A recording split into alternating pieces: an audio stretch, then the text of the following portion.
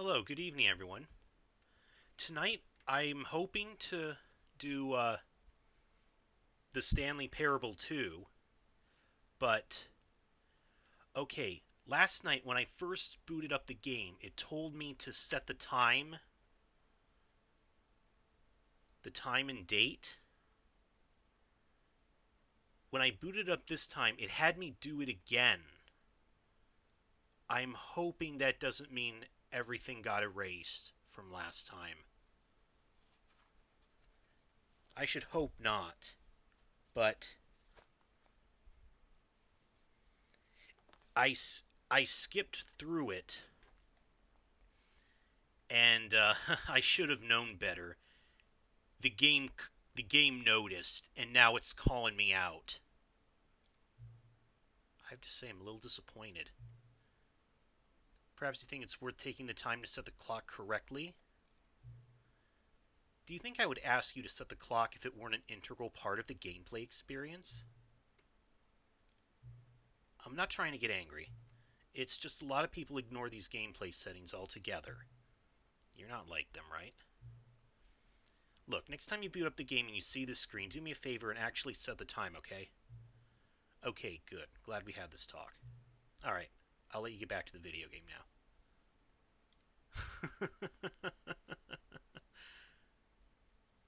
Okay, then. We're off to a great start. But okay. The Stanley Parable 2. Last night, we played the the enhanced version of the Stanley Parable, Ultra Deluxe, which hyped up these bonus features, which proved to be like almost nothing, and that irked the narrator enough that he actually created this, which he says is going to be still going to be a remixed version of the original game, but with some new elements, which I know what some of them are already, but, well, I mean, he showed us what those elements are, but we're going to see how they're going to affect the game itself. So, I think we saw last time this is going to be about the same intro, at least.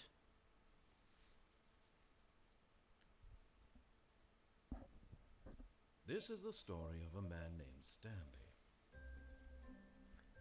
Stanley worked for a company in a big building where he was employee number 427.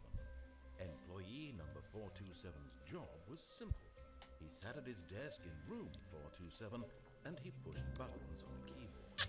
Orders came to him through a monitor on his desk, telling him what buttons to push, how long to push them, and in what order. This is what employee 427 did every day of every month of every year. And although others might have considered it soul-rending, Stanley relished every moment that the orders came in, as though he had been made exactly for this job. And Stanley was happy. And then one day, something very peculiar happened. Something that would forever change Stanley. Something he would never quite forget. He had been at his desk for nearly an hour when he realized that not one single order had arrived on the monitor for him to follow. No one had showed up to give him instructions, call a meeting, or even say hi. Never in all his years at the company had this happened, this complete isolation. Something was very clearly wrong. Shocked, frozen solid, Stanley found himself unable to move for the longest time. But as he came to his wits and regained his senses, he got up from his desk and stepped out of his office.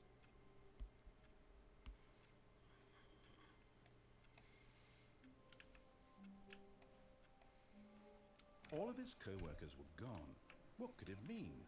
Stanley decided to go to the meeting room. As you can Perhaps he had see, simply missed a memo. we have the balloons in the office. That was one of the things. Happy 12th birthday, stepniece.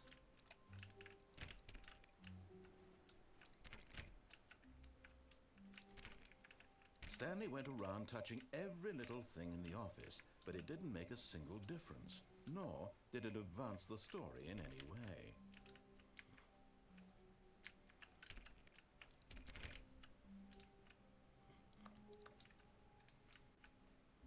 Oh, here. Stanley picked up the bucket. It's the bucket. Now, what this is going to do is, if we're carrying this, one thing it's going to do is affect a lot of the endings.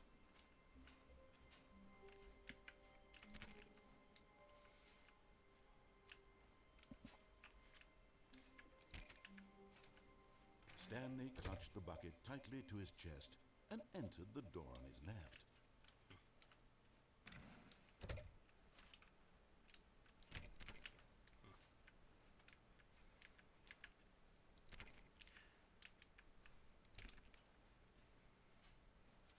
Still no one was here. Stanley needed the bucket's warmth and comfort now more than ever. Perhaps his boss's office was where he'd find answers.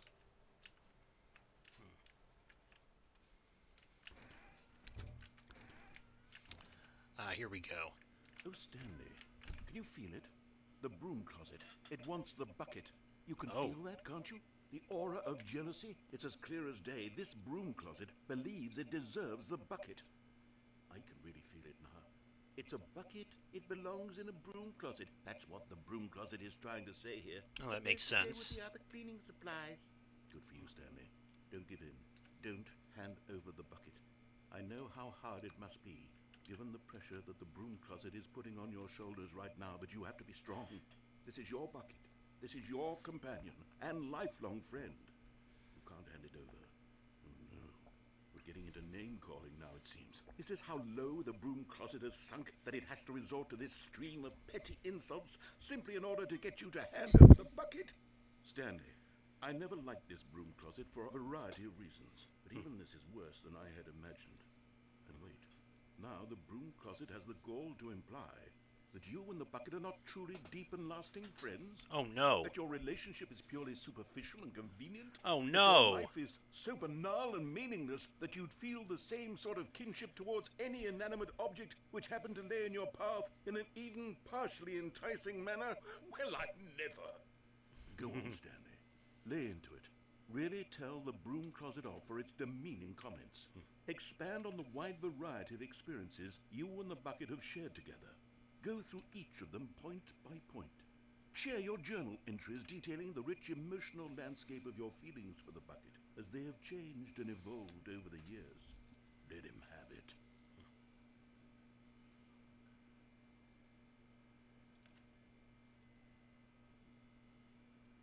Okay, I've got you something which I think will help settle this debate once and for all. Here we go. There. Now it's settled. No more debate, no more discussion. Take a hike, broom closet, with all your meandering philosophical diatribes about the nature of cleaning supplies and their relationship to broom closets in the natural order of things.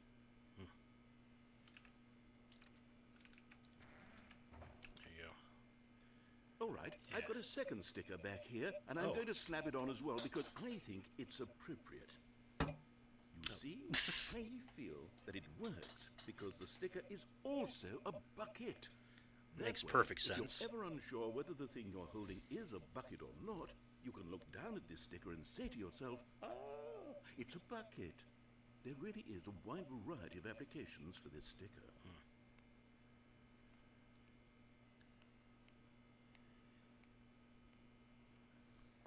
You know what?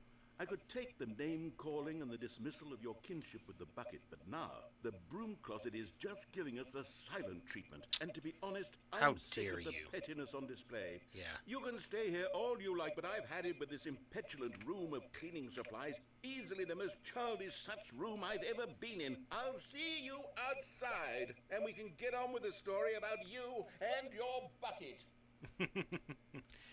Yes. Coming to a staircase, Stanley and the bucket walked upstairs to the boss's office.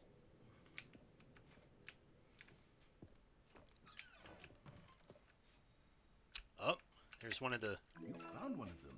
One of the miniature Stanley figurines. Remember, no Yes. reward for collecting all of these, only the intrinsic pleasure of a job well done. You can't buy that sort of happiness, Stanley. God knows I've tried. So, I implore you to savor each and every moment you come across one of these beautiful figurines. Oh, I will. Extreme bathrooms. Oh, it's different. Because the boss knows that what the boss says goes. If the boss has suffered losses, then that's what the boss chose. Cute.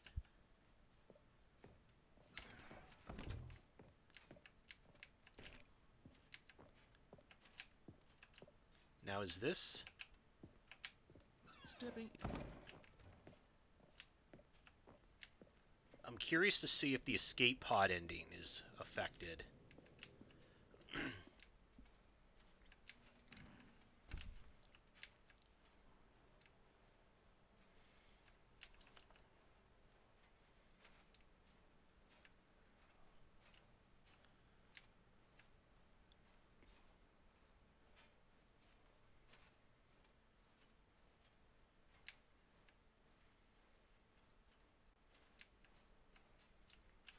Wait.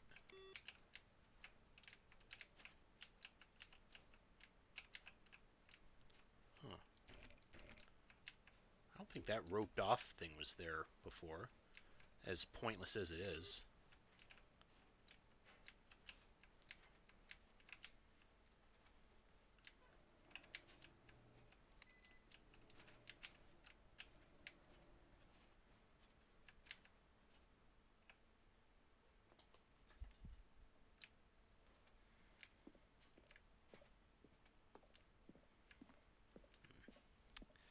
As tedious as the stairway climb is.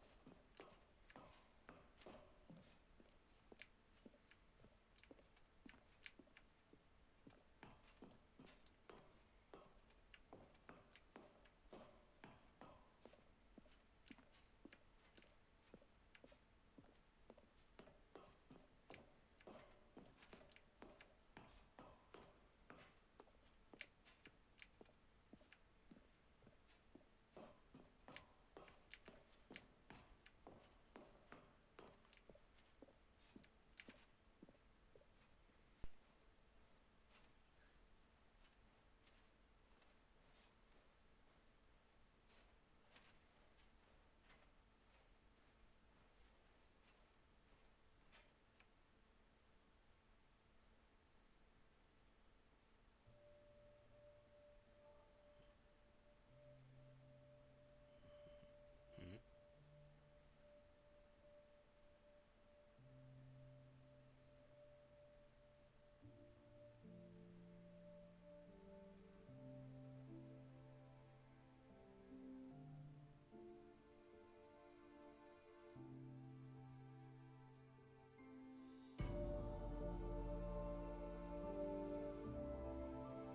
You gonna send the bucket off by itself?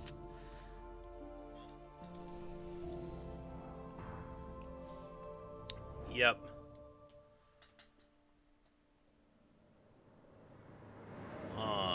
Goodbye, bucket.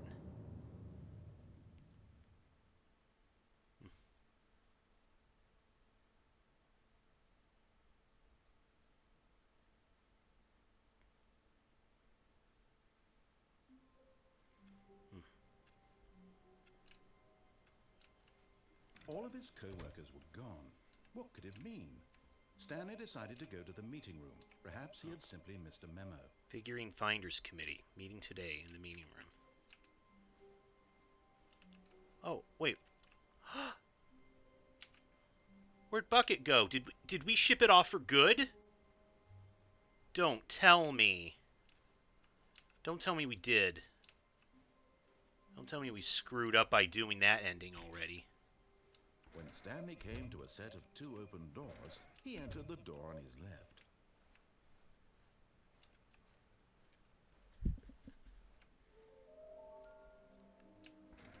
Oh. Trust the completionist instinct. Weird spinning. Small floating objects have appeared. We have to synergize our resources to ensure their retrieval. How can you tell you spotted one? What makes them float in the air? Who took these pictures of them?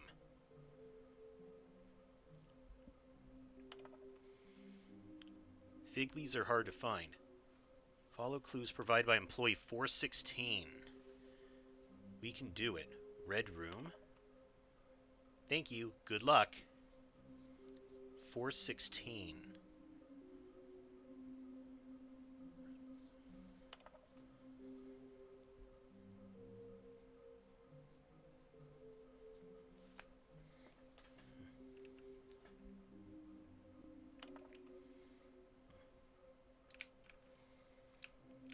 There will be a reward for finding them all. Lies. Who are you?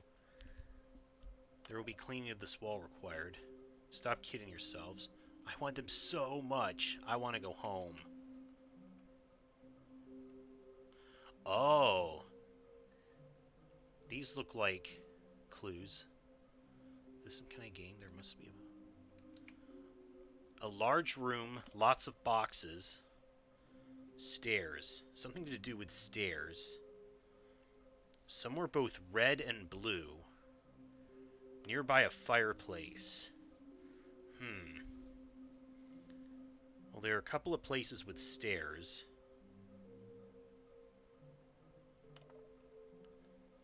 The red and blue thing makes me think of the red and blue doors, where the narrator tells us to go through the red one. Nearby a fireplace, which I know there's one in the boss's room. Warehouse access plan. Produce one plan to allow ease of access past fence. Construct bridge to allow collection of shiny float. Retrieve Chris's remains from warehouse floor. Construct new structurally sound bridge. Oh god. We need more planks. Why wouldn't they just tell us something will happen?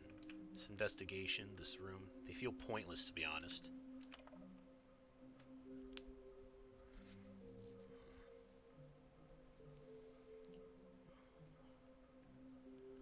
Why do they look like 427?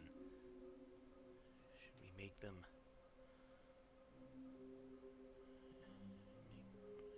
Employees, interns, maybe, yes. Can we sell them? Obviously. More money if sold together. Okay.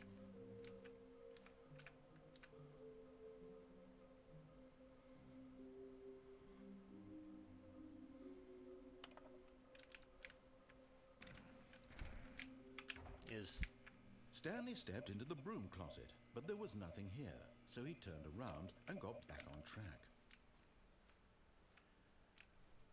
Coming to a staircase, Stanley walked upstairs to his boss's office. Okay, there's something I want to look at.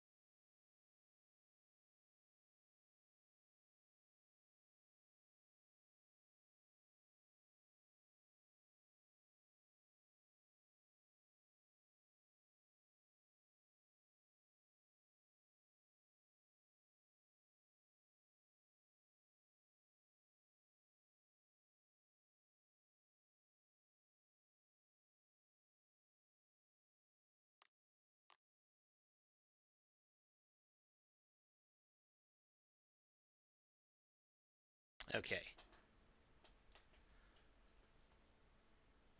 Let me reset once again. All of his co-workers were gone. What could it mean?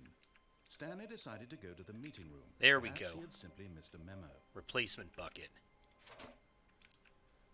And try not to lose this one too, you dolt. Okay.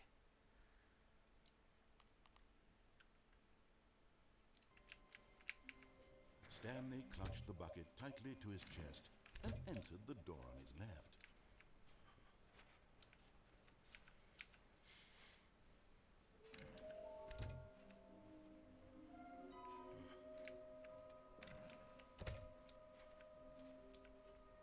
Coming to a staircase, Stanley and the bucket walked upstairs to the boss's office.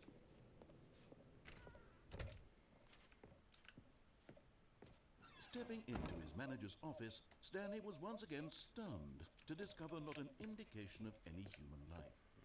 Crushed by the weight of this revelation, Stanley may have broken down into an emotional dumpster fire, if not for the soothing presence of the... But Stanley guessed the correct code by sheer luck. Was it Okay. the bucket knew all along? Was Yes. the bucket guiding him? Maybe. Yes. This is certainly the most logical explanation. Okay, it mentioned a fireplace, which this is the only place I can think of that had one. But I'm not seeing that anywhere. Oh, there it is. Another miniature Stanley figurine. This, you know, there really must be a snappier name for these things. What about mini-Stans? Stanley figs? Or what about Stanlerines? Yes, I think I like that. Another Stanlerine under your belt. The other thing called them figlies.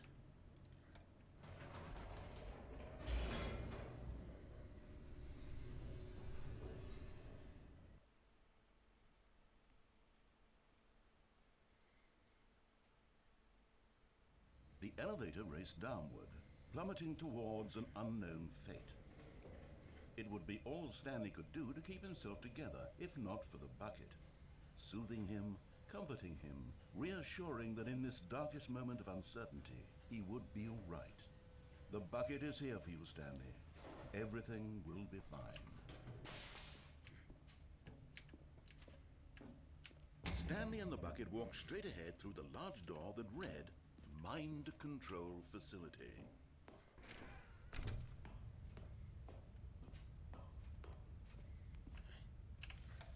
The lights rose on an enormous room packed with television screens.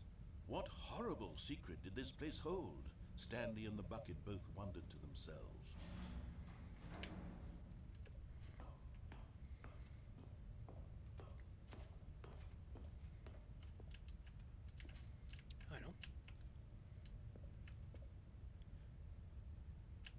I don't recall if those desks The monitors were there jumped to before. life, and Stanley nearly dropped the bucket in shock. Everyone in the office was being videotaped, monitored like guinea pigs. The bucket had never seen anything like this, and it very nearly burst into tears as Stanley cradled it gently, reassuring it that everything would be fine.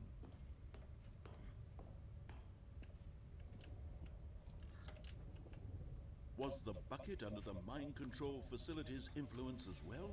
Had the bucket been told to do things it didn't wish to do? What kinds of things does a bucket want to do or not want to do in the first place? These questions raced furiously in Stanley's feeble mind. No! He screamed into the bucket. He couldn't accept it. His own life in someone else's control. Pirate. Never! He squeezed the bucket tighter. His one friend in the entire world. At this point, he could trust no one except for the bucket.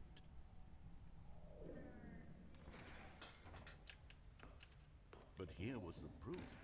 The heart of the operation. Controls labeled with emotions, happy or sad or content. Walking, eating, working, all of it monitored and commanded from this very place.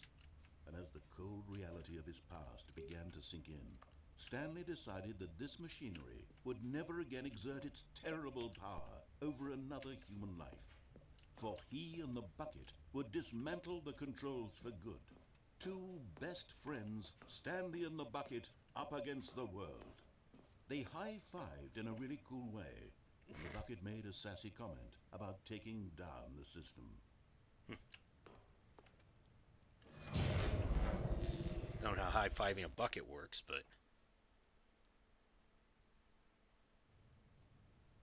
Stanley and the bucket waited in blackness. Was it over?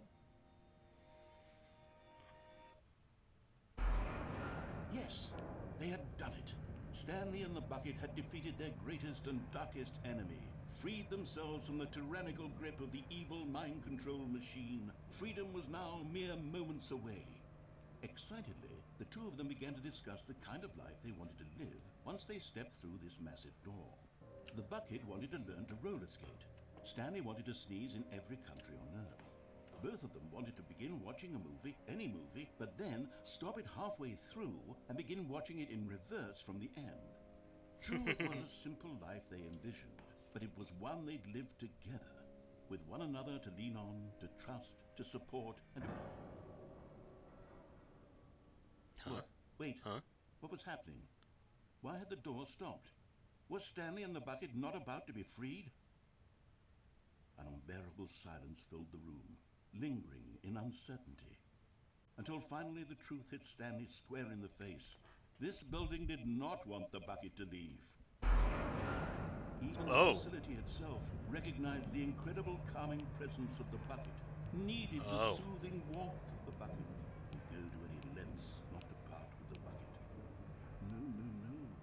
Stanley can't leave this place, not while he has such a precious bucket in his arms. Not while this building has anything to say about it. Stanley realized he would never again leave this very room. But at least he has the bucket. To be trapped eternally in darkness isn't really so bad, Stanley thought to himself. As long as I have my bucket with me, right? I'll be okay, won't I? Stanley gulped. Very soon now, he was about to find out. Oh my goodness. Well, that wasn't quite the happy ending we got before. All of his co-workers were gone. What could it mean?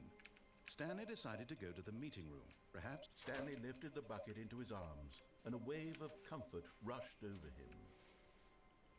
Okay, I can't do the coward ending with the bucket, because that door closes.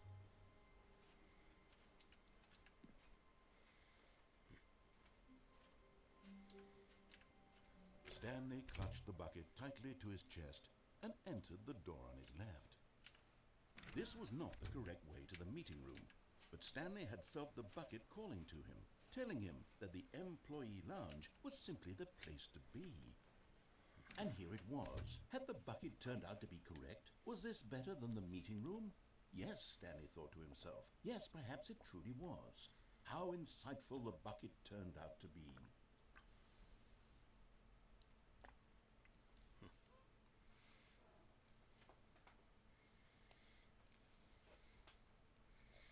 Truly, no, nothing being else. Here with the bucket was a grand adventure. Stanley reflected on all they'd been through together. First, walking through the door on the right, then walking to the lounge, then arriving at the lounge. What a thrilling journey the bucket had inspired. Indeed.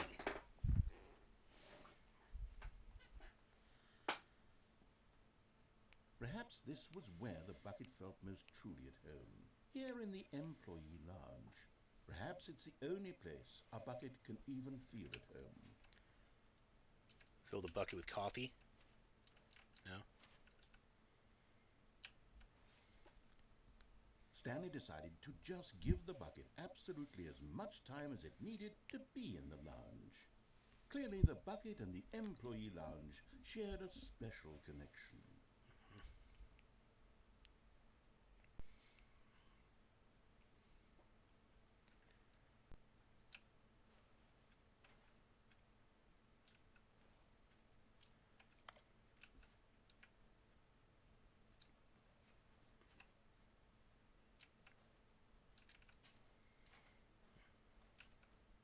But Finally, the bucket was done being in the lounge, and they took the first open door on their left to get back to business.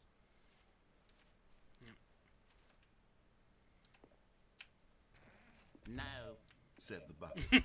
don't go to the meeting room. Go somewhere else. The cargo lift, yes. Go there. Go to the cargo lift. Nice bucket voice, narrator.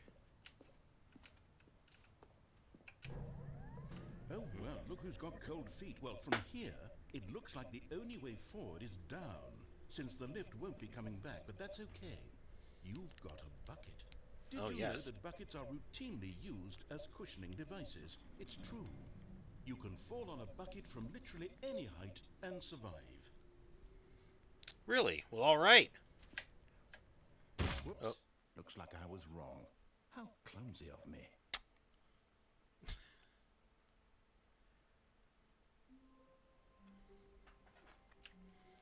Who would have thought, huh? All of his co-workers were gone.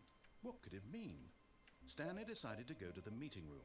The confusion and the chaos all seemed to melt away as Stanley embraced the bucket.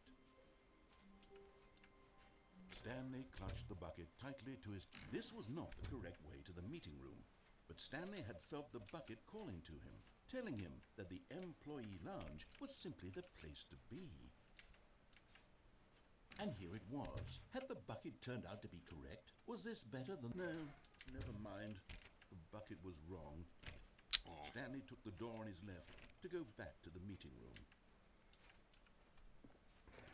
No, said the bucket. Don't go to the meeting room. Go somewhere else. The cargo lift, yes. Go there. Go to the this must lift. be the... Oh, I see it. I see the figurine over there. Do we have to... Okay.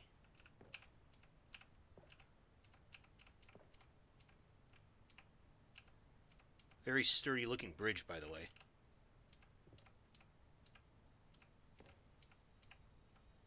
Okay, I'm going back to the name of these little Stanley figurines, and now I'm torn between Stanlerines and Figlies. What do you think, Stanley?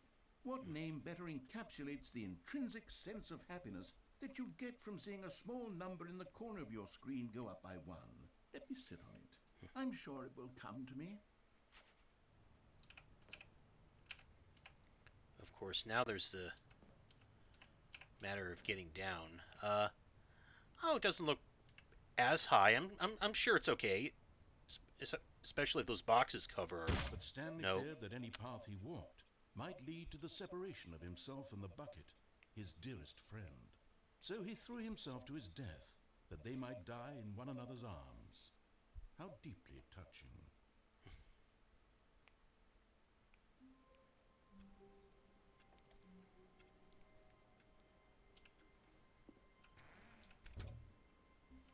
Oh. A very different looking... Warmth spread through Stanley's arms. With the bucket in his arms again, he was home. Very different looking hallway. Stanley clutched the bucket tightly to his chest and entered the door on his left.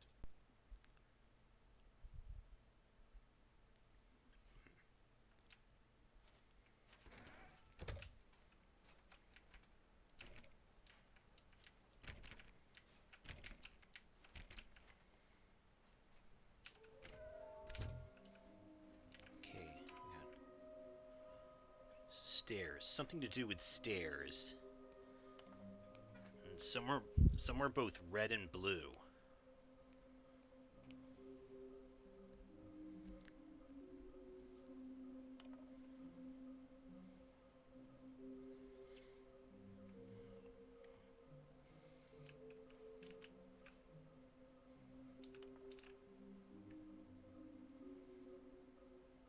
Yeah, that was the... Oh, wait, what we got?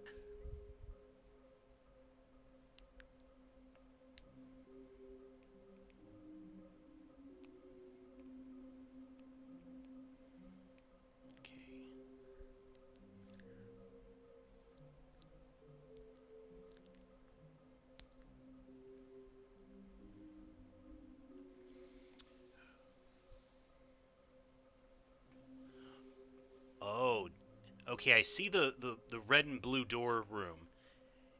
Is that saying I can't have the bucket with me for that?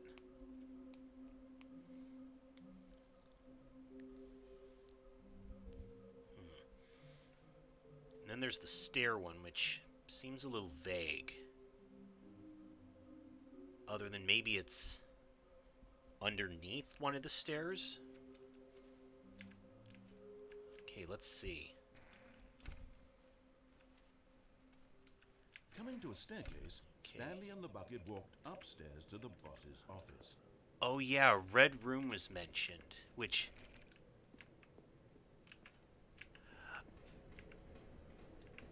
Ah, yep, there it is. You're getting close now, Stanley. You've nearly gotten all of the Figurines. Very soon, you'll collect the last one, and then the first number will equal the second number, and that will be it.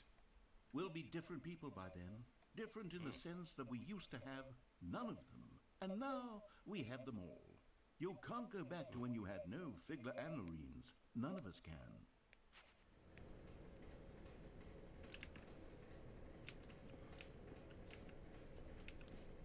But Stanley just couldn't do it.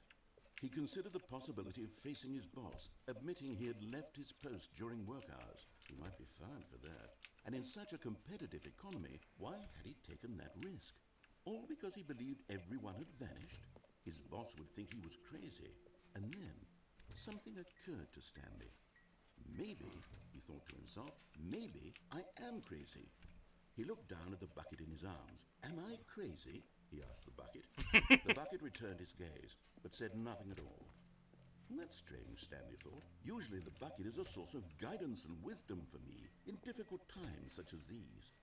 He held the bucket close, yet felt none of its familiar reassurance and comfort. And that's when Stanley realized, this isn't my bucket.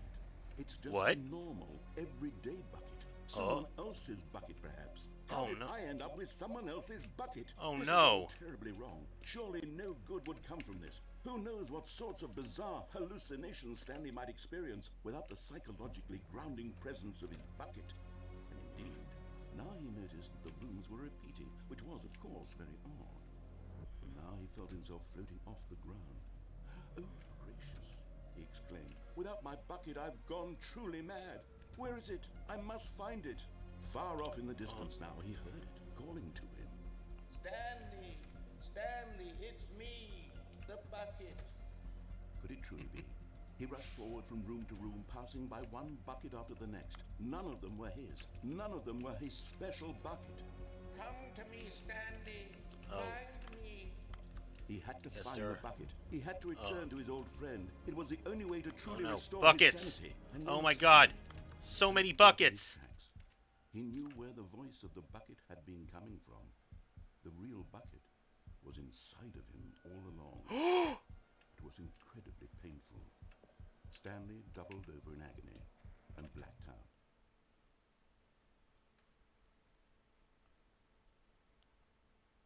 This is the story of a woman named Mariella. Mariella woke up on a day like any other. She arose, got dressed, picked up her bucket of comfort and security, and walked to her place of work. But on this particular day, her walk was interrupted by the body of a man who had stumbled through town, talking and screaming to himself, and then collapsed dead on the sidewalk. Right away, she knew what the problem was. This man had no bucket.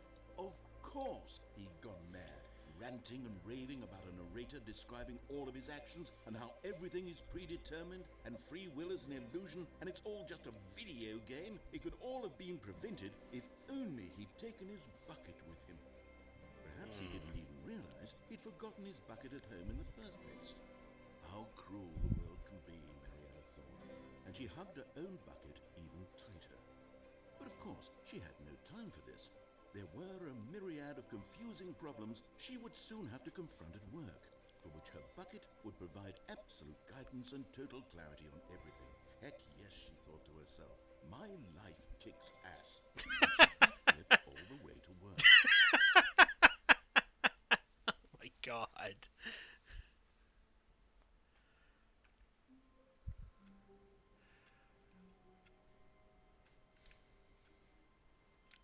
of his co-workers were gone. What could it mean? Stanley decided to go to the meeting room. Perhaps he had simply missed a memo. Wait. That's weird. I don't remember turning this way before. Huh? Oh, that... Stanley picked Bucket. up the bucket and smiled. He'd never be alone again. Not truly alone. Not with the bucket around.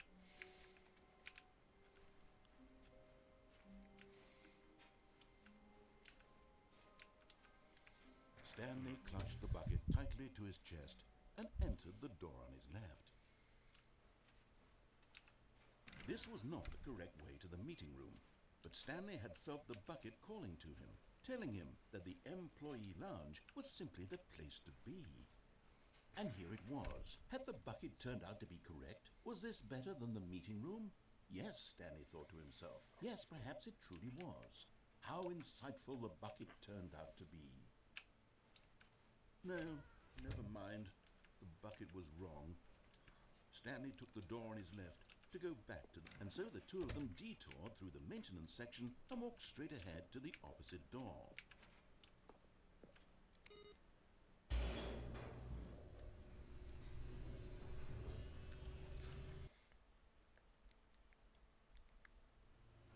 Oh, good, Stanley. I'm glad you found your way here. I knew you'd find Yep. this place Oh. eventually. What the? You see, your friends and I are concerned for you, Stanley. We've come together here because we care about you very much. It's Oh. this bucket you're carrying around. Oh, it's... The bucket An isn't intervention. even from the original Stanley Parable. It's just sequel content. We're the ones that matter, Stanley. Classic characters from the first game, like the Adventure Line and the Broom Closet. Because that's what fans want from a sequel. They want more of their favorite jokes, not this bucket that they've never seen before. Yes, I know I'm the one who gave you the bucket, but you're spending too much time with it. Don't you want another story involving the Adventure Line? We could make the Adventure Line go somewhere new. Yes, yes, Good. that's what Oh. the fans want. Let's Oh! All right. Whee! Look at that wacky line. Who knows where it'll go off to next? Oh, and it played some silly music as well. Ah, the return of this music. Now this is what the Stanley Parable is all about. Don't you remember all those great jokes from the What is original this? dialogue? Also, Stanley is addicted to drugs and hookers. Yes, it's as classic now as it was back then. Let's do it for the fans, Stanley. Let's give them more content exactly like this.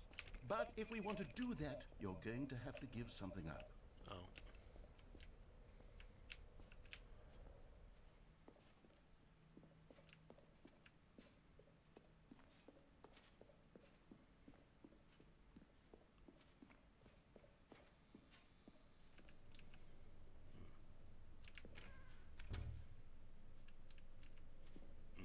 Don't you get it, Stanley? We need to get rid of the bucket. That's why I'm very proud to introduce a brand new character. This is the Bucket Destroyer. I think it'll make a wonderful new addition to the rich lore of the Stanley Parable. True, it also was not in the original game, but it's such Yeah, a so what? well-fleshed-out character with so much personality that to me it already feels as though it's been part of the cast all along. Don't you agree? Can you guess what the Bucket Destroyer does? Surely you don't need me to spell it out for you. Go ahead now, Stanley. Say goodbye to the bucket, and then pop it into the machine when you're ready. Can we... Now listen to me. It's crucial that you give it the bucket. I don't know what the Bucket Destroyer will do if it can't destroy your bucket. Destroying buckets is all it knows. That is its singular personality trait. Sure, I can hear you saying, how does a character with only one personality trait deserve to join the pantheon of beloved Stanley Parable characters? Well, you see, if you were to really explore Yeah, you the said it was Bucket such a deep Destroyer, character. you'd see that its desire to crush buckets is so densely loaded with complexity and nuance that it's really like 10 personality traits. What other object in this game can you even say that about? The Broom Closet? Certainly not. I wonder what sort of Bucket Destroyer merchandise the fans will be clamoring for after this. Okay, the bucket destroyer is getting very upset now. You'll have to hurry and feed it. We can't get back to the classic Stanley Parable characters like the Adventure Line or the bucket destroyer until you crush that damn bucket. Quickly now, the fans are waiting. Do it, the fans, Stanley. Give the fans what they want. Hurry and... Oh. Well.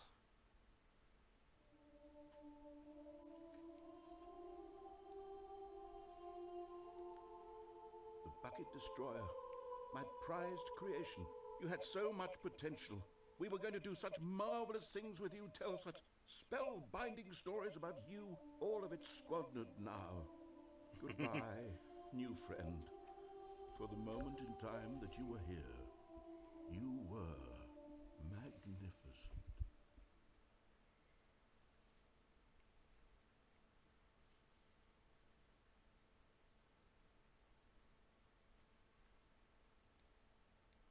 Now I'm wondering if what would have happened if we do as it says and give it the bucket. But all of his co-workers were gone. What could it mean? It might do Stanley the same decided thing. to go to the meeting room. Perhaps he had simply missed a memo. Okay, I'm gonna leave the bucket and go back to the and take this route. Because I think it said I have to do it without the Stanley came bucket. to a set of two open doors. This was not the correct way to the meeting room, and Stanley knew it perfectly well. Perhaps he wanted to stop by the employee lounge first, just to admire it. Standing now in this incredible room, Stanley for the first time understood true happiness. Then the feeling went away, and he felt sad again. Then it came back, and lingered for a minute or two. Now it's only half there. Just a kind of, tingle. But eager to get back to business, Stanley took the first open door on his left. Stanley was so bad at following directions, it's incredible he wasn't fired years ago. Look, Stanley, I think perhaps we've gotten off on the wrong foot here. I'm not your enemy, really, I'm not. I realize that investing your trust in someone else can be difficult, but the fact is that the story has been about nothing but you all this time. There's someone you've been neglecting, Stanley. Someone you've forgotten about. Please. What? Really? I was in the middle of something. Do you have zero consideration for others? Are you that convinced that I want something bad to happen to you? Why, I don't know how to convince you of this, but I really do want to help you, to show you something beautiful. Look, let me prove it. Let me prove that I'm on your side. Give me a chance. Now listen carefully, this is important. Yes. Stanley walked through the red door. And there it is. The last Stiggly Wiggly. Savor this moment, Stanley. This is a real accomplishment. This is doing something just for the sake of doing it. Where so many people expect to be rewarded for the most trivial achievements, you've insisted that a job well done is its own reward. I would tell you that I'm proud of you for collecting them all, but that would be like a reward, and we can't have that. So, instead I'll just say, it's done. We're all done here. And now we can get to whatever the hell you were doing before you hunted for figurines. Thanks.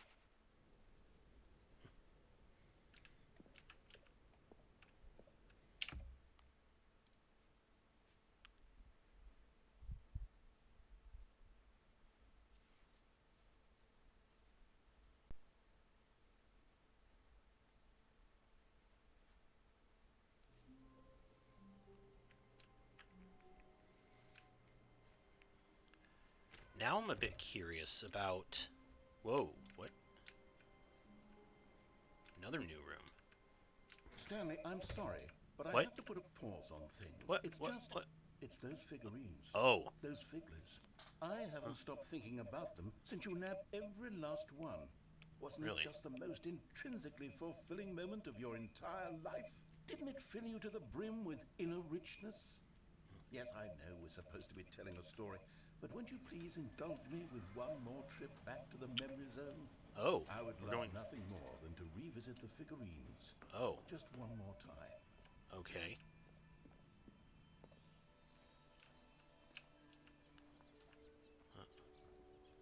Now remembering when Stanley found the collectibles.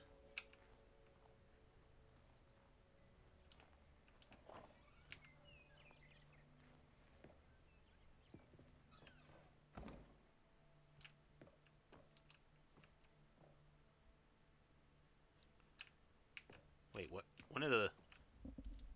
Is one of the trophies missing?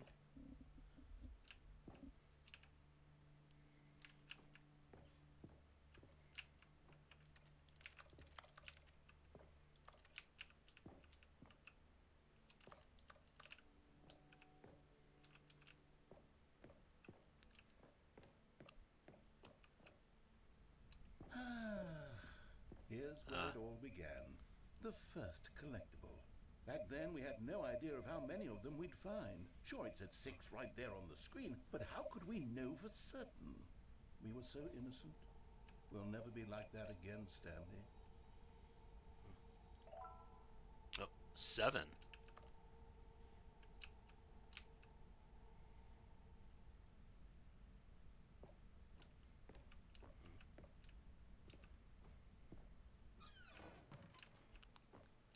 And one in the here bathroom. was a second Stanley. You found this one all on your own, just by poking around in the boss's bathroom. You did that, Stanley. I'll be honest. Back then, I had no faith in you to find any of them, let alone thanks. 6. But you continue to surprise me in all sorts of mundane, unremarkable ways.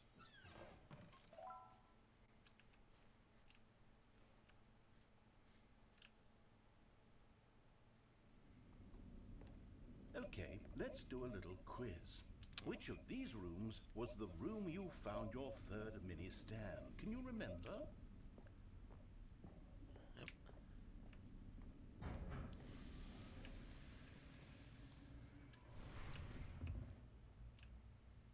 Hey, that's exactly right. It was here, behind the boss's office. It was the third one. You picked it up, and then after that, you had 3 of them. I'm glad these moments are so crystal clear in your memory, but I shouldn't be surprised.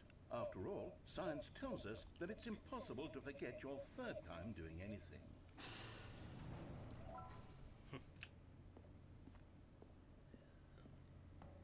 Let's see, what came next?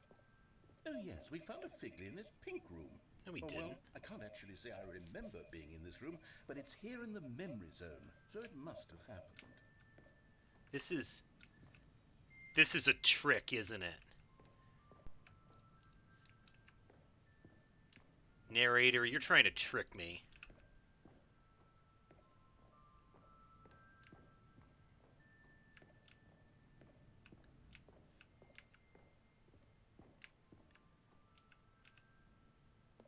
This was the 5th mini stand. Oh. And this one was really something What? special. It was under the stairs. I remember it so clearly.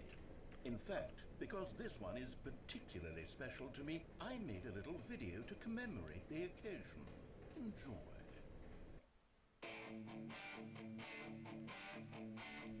Yeah. Listen to this. Wait, is this gonna DMC me? I think.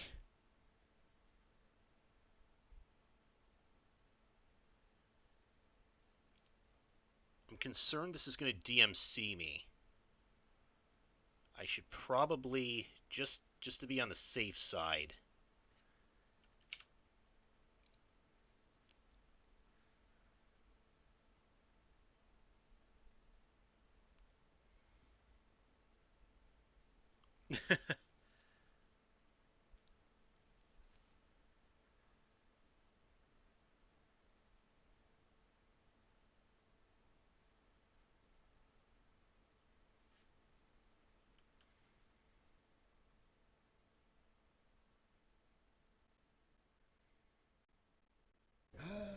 Takes you back, doesn't it?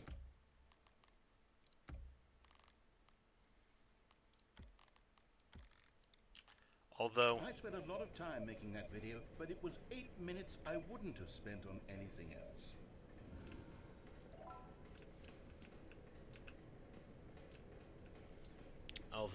I don't know, because maybe I was supposed to pick up that Stanley in the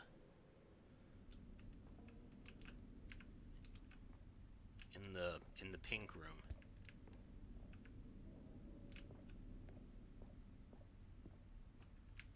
Okay, and then maybe I should.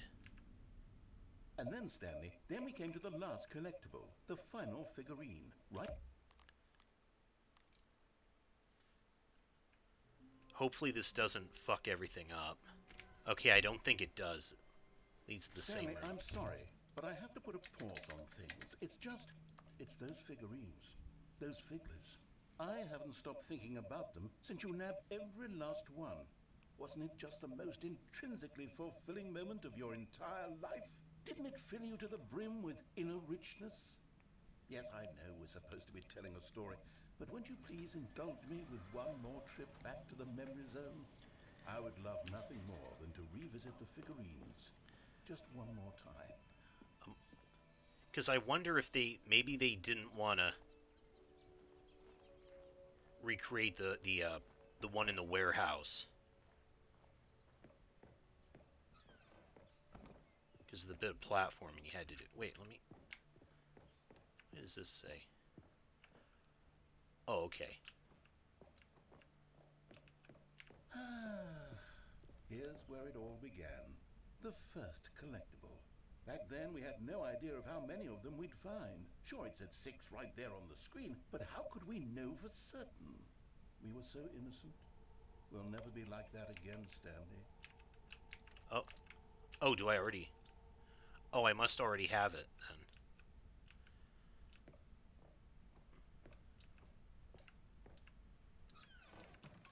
And here was the second Stanlerine. You found this one all on your own, just by poking around in the boss's bathroom. You did that, Stanley. I'll be honest. Back then, I had no faith in you to find any of them, let alone 6. But you continue to surprise me in all sorts of mundane, unremarkable ways.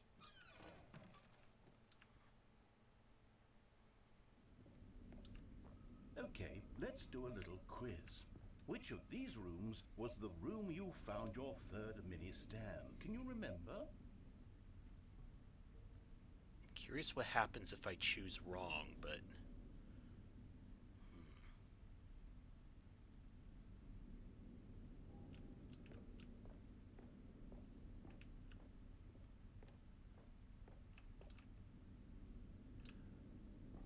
Oh, I think that I'm gonna fall to my death there, aren't I?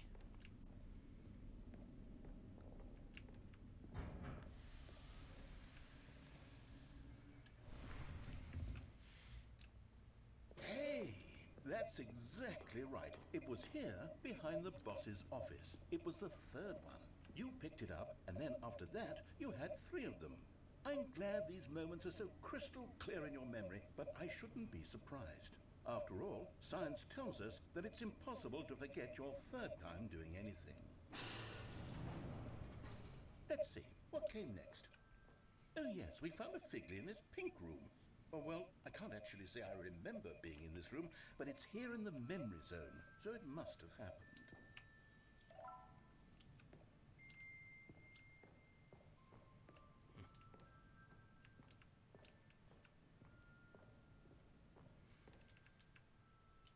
Okay, again, I don't want to...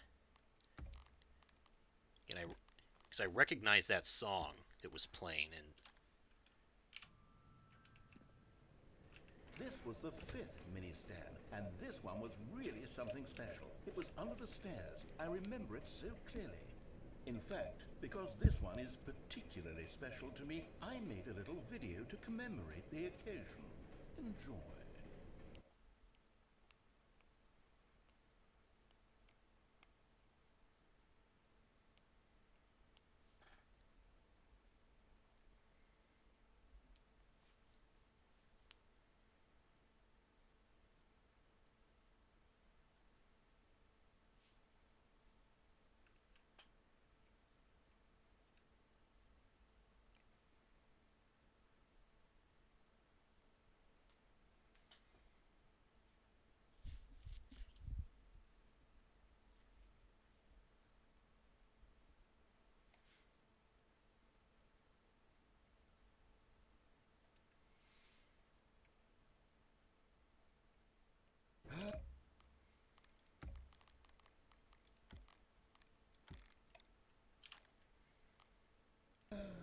takes you back, doesn't it? I spent a lot of time making that video, but it was 8 minutes I wouldn't have spent on anything else.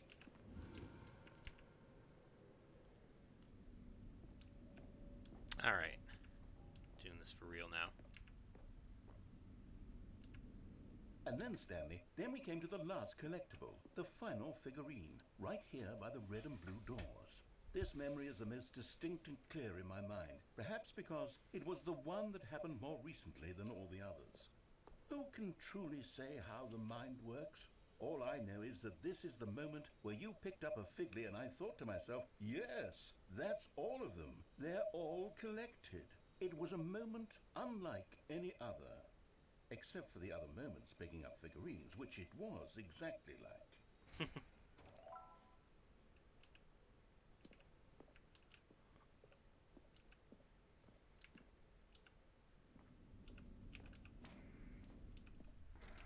And then there was no more. Because we've caught up to the present moment. Nothing left to do but move onward into the future. Goodbye, memory zone.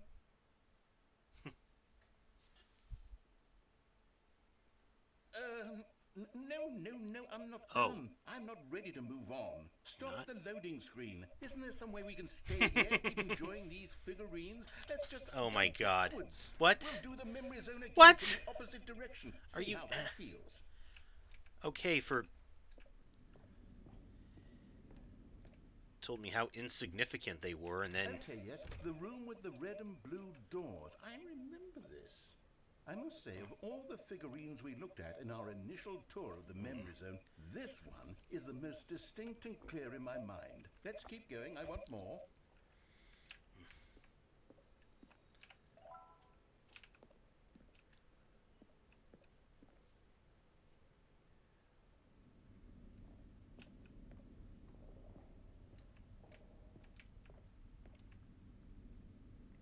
And here's where I made that video. Don't you remember the video we watched? What? Yes, I love that video.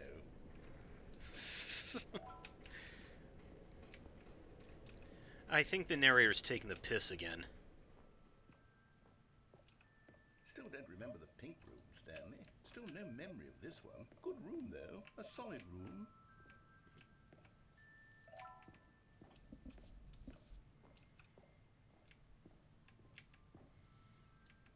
These really were a treat to hunt down. You know, if there had been any kind of reward for finding all of these, it really would have muted the intrinsic joy of collecting them. I'm very glad we resisted the temptation.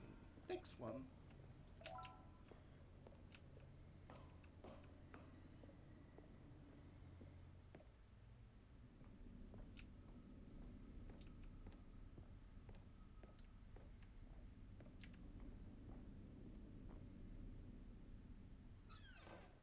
This was our second Figley. Don't you remember? Yes, I remember it too.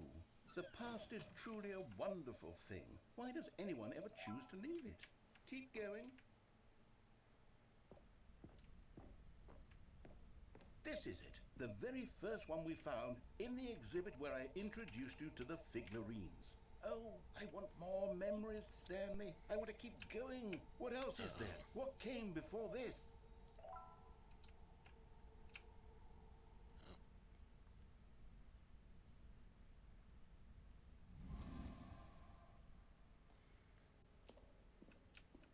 Ah, the museum. Kind of.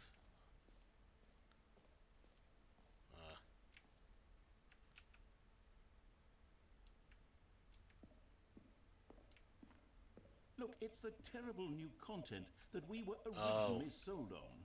I remember hating it back then. But time does put a rosy filter on everything. In fact, I dare say I'm actually quite fond of it now. Look how much fun the past is. I want more. More memories.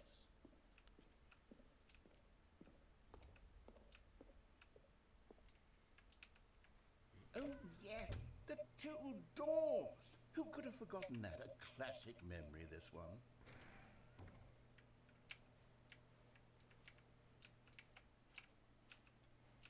And before everything else, there was your office. Where it all started.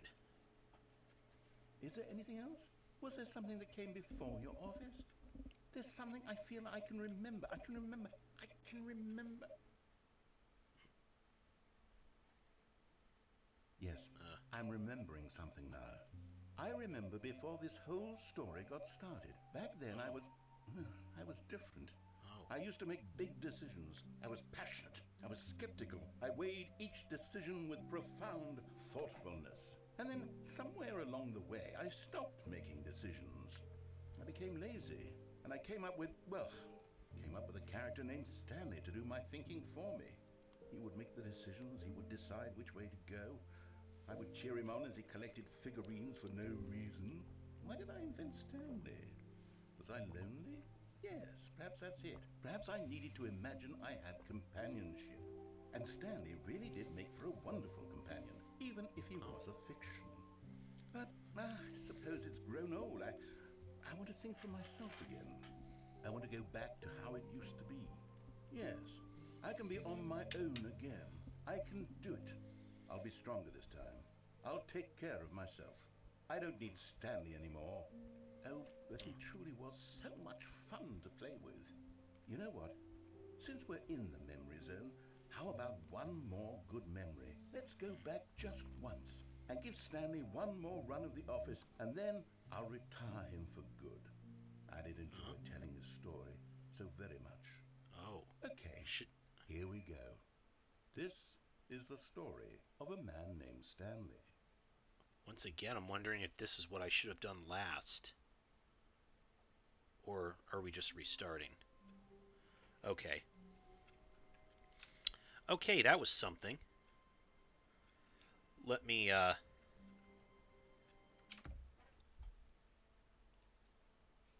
give me a moment, folks, and I'll be right back.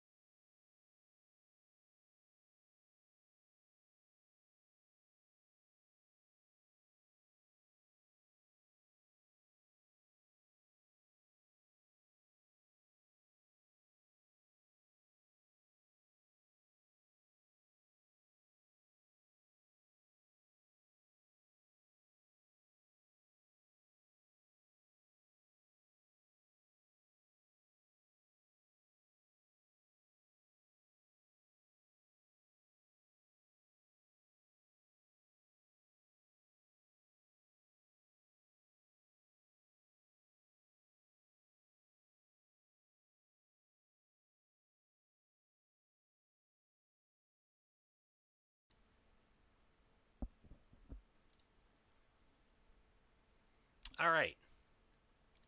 Let's continue with this. All of his co-workers were gone. After What getting could the it mean? figurines ending. Stanley decided to go to the meeting room. Perhaps he had simply missed a memo. No matter how hard Stanley looked, he couldn't find a trace of his co-workers. The good old bucket. Just Stanley and the bucket, off on another thrilling adventure together.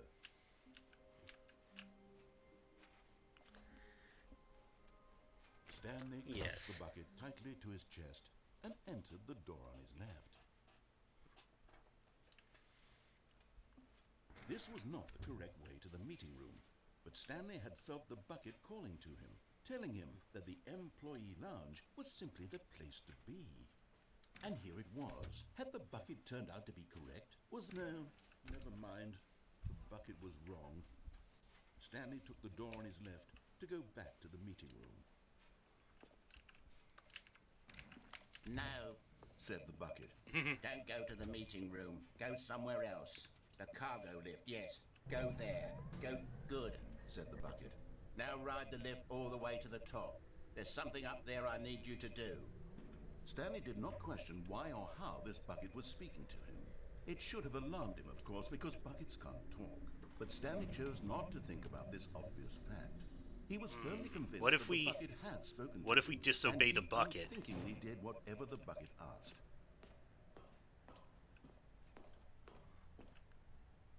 Nothing?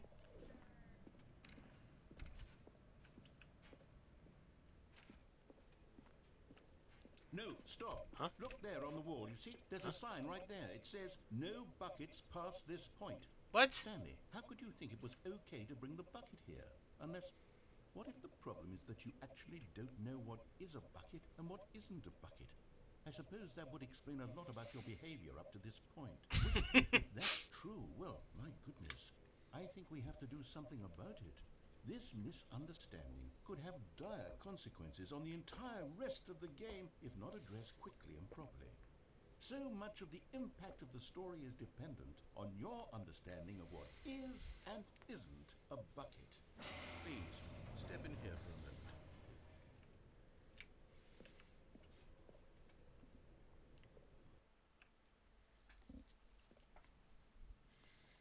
Oh my god. Is Now this then, a bucket? I'm going to run you through some test scenarios, and Oh, you'll tell boy. me whether or not the thing I'm showing you is a bucket. Simple enough, right? This should tell us everything we'll ever need to know about what is or is not a bucket. Okay. Okay, let's begin. Alright. Item 1. Is this a bucket? Correct. It is Huh? a hologram of a bucket, Oh. not an actual bucket. Oh, okay. It's one of these. Item 2. Is this a bucket?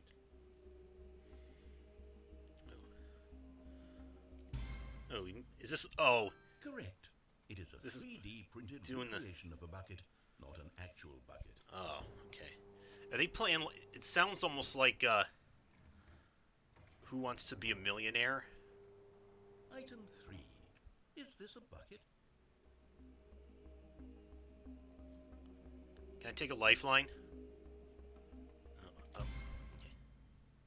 Incorrect. oh. This is a bucket.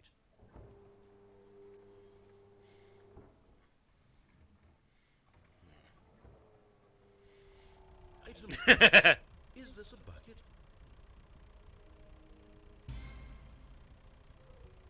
Oh. Are you hallucinating? This is a tractor. It's an enormous machine that tills the earth. I thought this was a gimmick. How on earth did you manage to screw it up? Absolutely incredible. Let's just move on to the next one.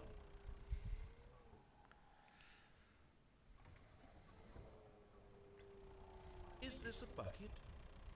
Okay, we'll humor him. Incorrect.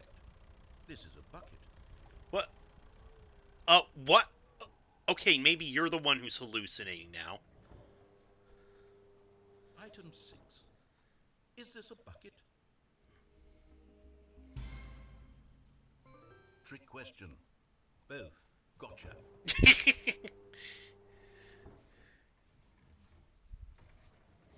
Item... Wait, hold on. I can't find the next one. Let me see. Should be around here somewhere.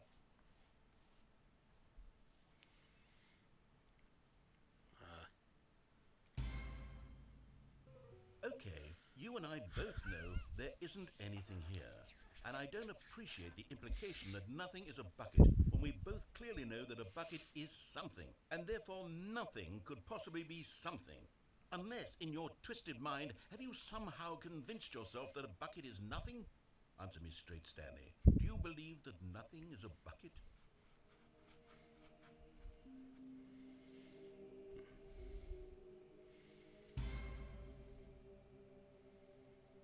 You know what? I'm too confused to even sort it out. I've lost all sense of perspective. What is a bucket? What isn't a bucket? Mere moments ago I could answer these questions with confidence. And yet now I'm somewhat adrift.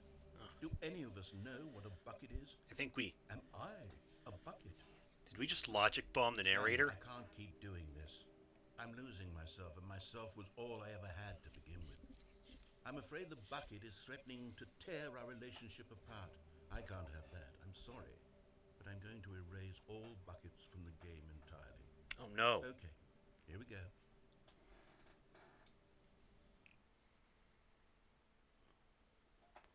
What happened? Is everything gone? Why did everything disappear? Wait, was everything a bucket? Every single thing in the game was a bucket? Oh my god, I had no idea. How could... except me. I'm not a bucket after all. And you, Stanley, you're still here. You're not a bucket either. Oh, this is wonderful news. We're not buckets.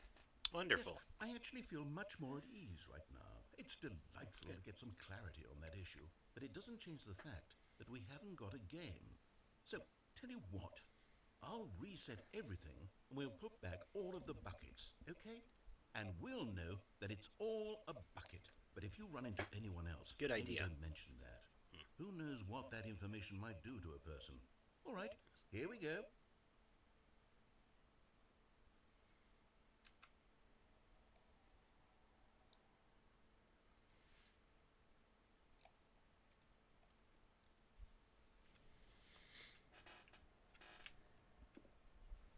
All of his co-workers were gone. What could it mean? Stanley decided to go to the meeting room. Perhaps he had simply missed a memo. Okay.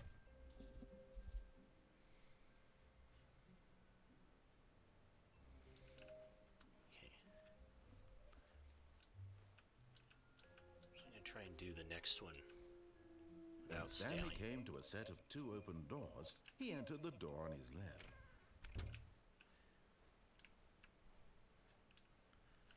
Heading all the way back to the... Yet there was not a single person here either.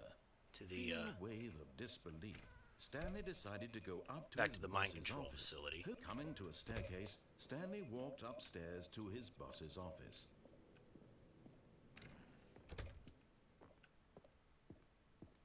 Stepping into his manager's office, Stanley was once again stunned to discover not an indication of any human life. Shocked, Stanley was in such a rush to get through the story as quickly as possible, he didn't even have a single minute to just let the narrator talk. That kind of anxiety isn't healthy, so he relaxed for a few moments with some calming New Age music.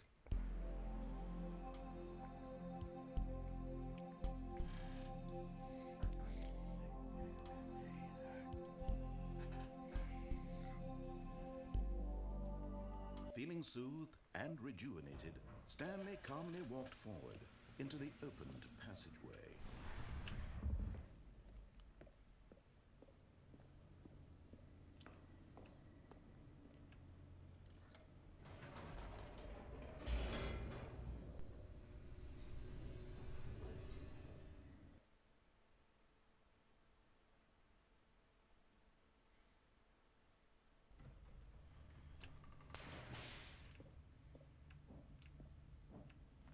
Stanley walked straight ahead through the large door that read Mind Control Facility.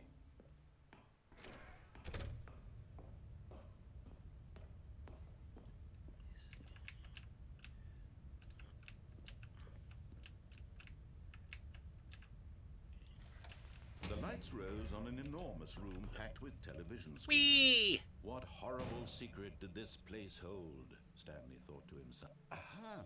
You've made it to the bottom of the mind control facility. Welcome!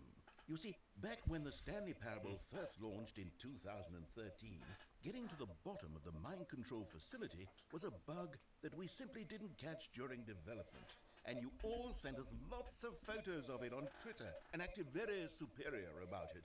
And you're all very, very clever. Good for you. Anyway, when it came time to update the game, we knew that we had to do something about this little goof of ours. So here you go. New content. You can call it the bottom of the mind control room ending, if that enhances your perception of the value of these updates. Isn't that what you crave? New content? Always more content, more content, more. And I'm here to give it to you. I'm here to make it seem like we really covered every nook and cranny of the game with secrets and Easter eggs. How about this? Very We wrote nice. a new piece of music just for this section. Oh. You won't hear it anywhere else in the game. It's a secret that's just for you. That's how special you are. We call this track Good Job You've Made It to the Bottom of the Mind Control Facility. Well done.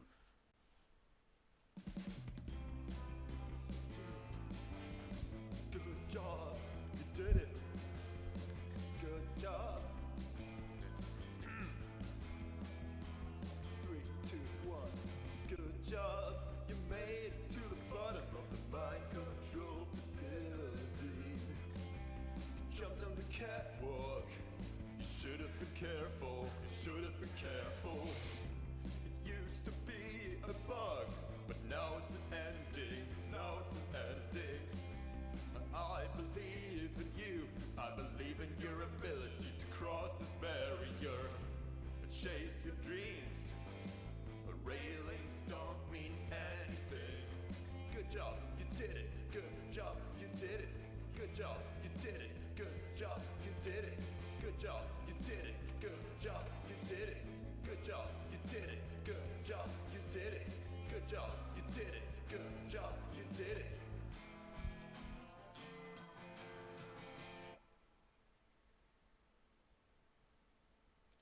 Very nice. Even now, Stanley's office was a distant memory. What did it look like? There was a computer, perhaps, and a painting. Was it a painting or a photo? He could no longer recall. Once again, ignoring the bucket for now. When Stanley came to a set of two open Need to- doors, this was not the correct way to the meeting room, and Stanley knew it perfectly well. Perhaps he wanted to stop by the employee lounge first, just to admire it. The lounge was grand, majestic, perhaps too majestic. But eager to get back to business, Stanley took the first open door on his left. Okay, back here in the warehouse, there was that. Stanley That was so catwalk. bad at following directions. It's incredible. There was another it wasn't secret 5 to years this. ago.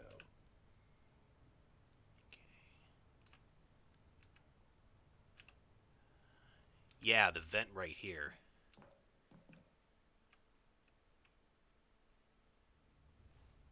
Oh, Stanley had now gotten himself so far off the beaten path that it seemed the office had begun.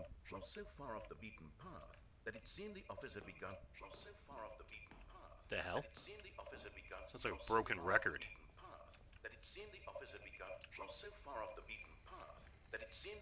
Whoa, what? These cassette tapes. Man, that's archaic. You didn't think I was actually just a recording, did you? What a silly and trite explanation that would be. All the back and forth between you and me, all the absurd adventures we've been through, and it all turns out I'm just a tape recording? It was all just in Stanley's head. I bet that's the kind of twist you think is revelatory. I bet each and every time you watch a movie where it turns out all to be in the main character's imagination, you must absolutely bolt off the couch in pure shock at the phenomenal and intricate storytelling. It must be so simple to be you. Life being an unending waterfall of surprises and delights. How much more exciting you must find the world than the rest of us do. Now I've become sad. Look what you've done to me. This is all your fault. Okay.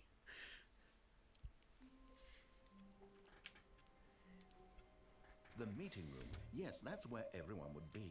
Stanley just needed to get to the meeting room, and from then on, he would never be alone ever again. Where are we going today? The bucket asked. Stanley just smiled. Anywhere they went together would be perfectly fine with him. Okay, let's see if we can get out the window.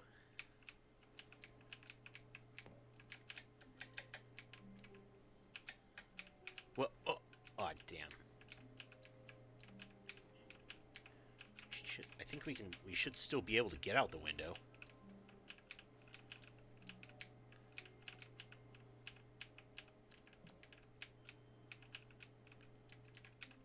Oh, there we go. Yes, whispered the bucket into Stanley's ear. We've done it.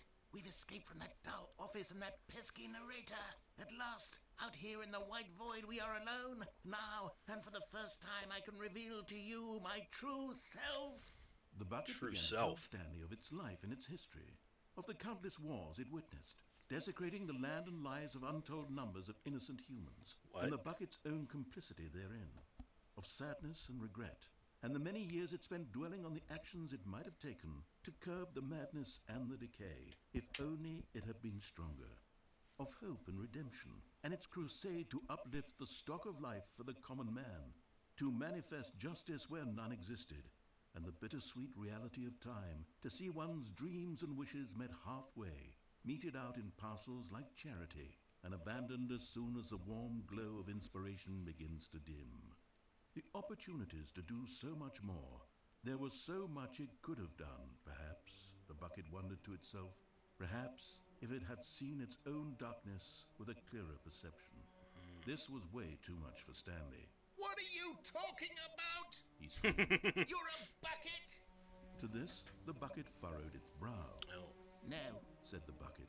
Not since the evil wizard Gambhorata first ensnared me in his machinations as payback for the sacred amulet I stole from his treasured vaults. I was young back then and could not conceive the ramifications of... No! Stanley screamed even louder. This is stupid!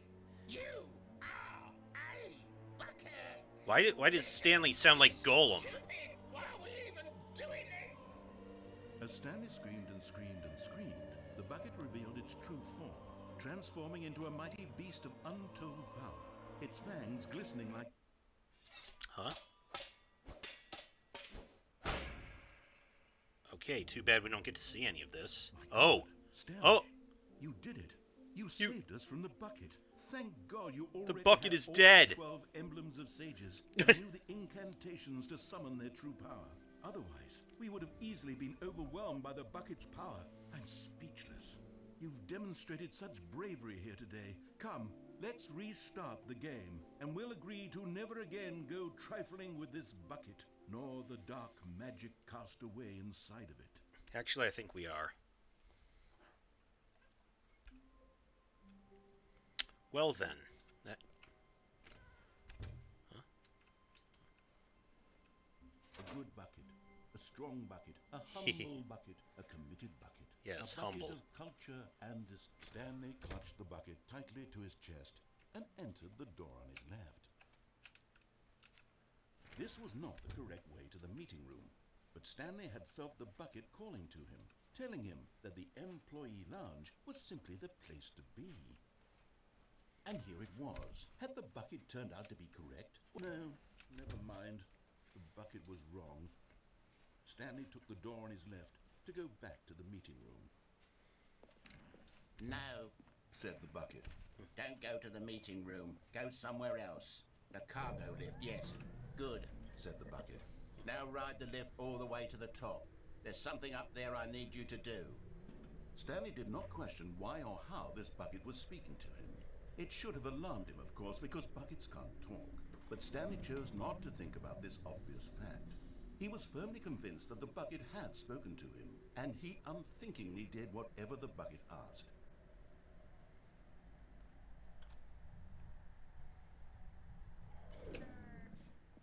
In here, said the bucket. Go into this dark room over here. Stanley once again obeyed blindly. Bucket would never steer me wrong. Now pick up the phone. Said the bucket. Pick up the phone, and it will take us back home, where we can go about life together.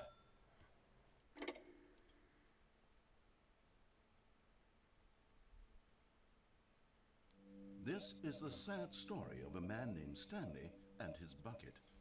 Once upon a time, I gave Stanley a bucket because I thought he was lonely and could use a friend. And then, very distressingly, he began to believe the bucket could speak to him.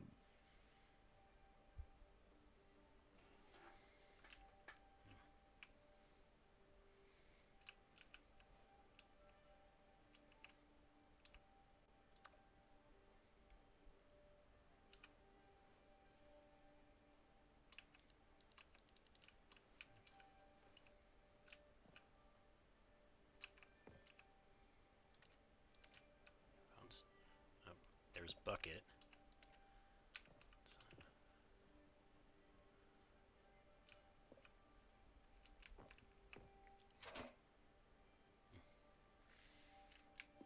Stanley, it's me, your Bucket. Proceed to take me to work with you. The Stanley Parable Reassurance Bucket was merely meant to provide the comforting glow of companionship. It doesn't literally talk and give you orders. Whatever Stanley is hearing the bucket say to him is just in his head.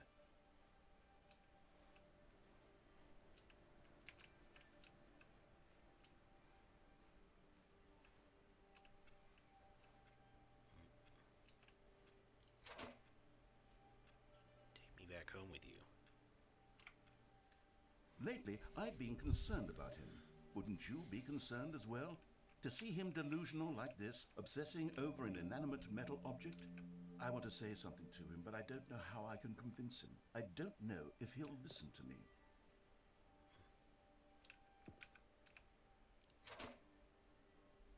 Back to work. Oh, I'll try anyway. Stanley, can you hear me? Listen to me. It's just a bucket. It can't think, it can't talk. All it will ever truly do for you is effectively transfer a liquid from one location to a different location. That's it. It doesn't do anything else. Don't listen to the loud man. Proceed to go home. You see, he's not listening. He's still taking orders from the bucket. You know, once upon a time it was me he took orders from. Me he trusted and listened to. Now all he cares about is this awful bucket. This stupid hunk of metal.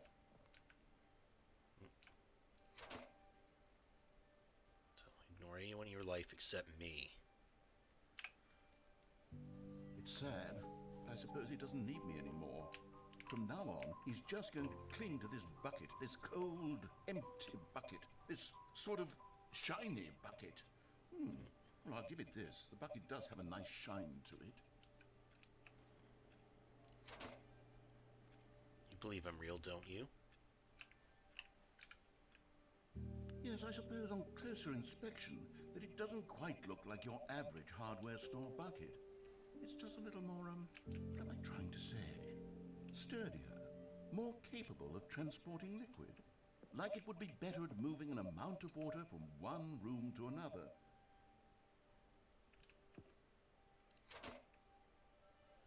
The same day over and over. Oh my God, what am I saying? Better at carrying water from room to room. It's a bucket. It's literally just a bucket. Why do I feel some need to point out the ways in which it's so much more than just a regular bucket?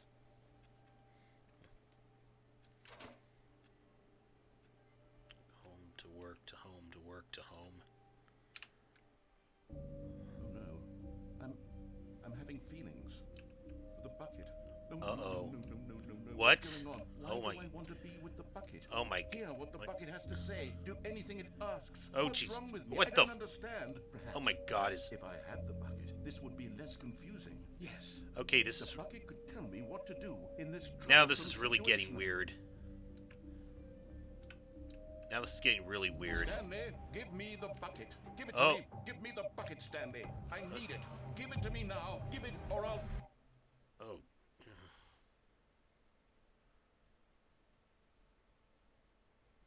Go back to work, Stanley. Okay. Holy shit.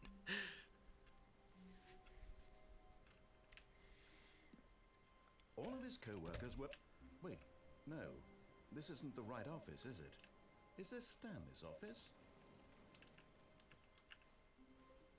Ah, the embrace of an old friend. A weathered companionship that stands the test of time. Stanley clutched the bucket tightly to his chest and entered the door on his left.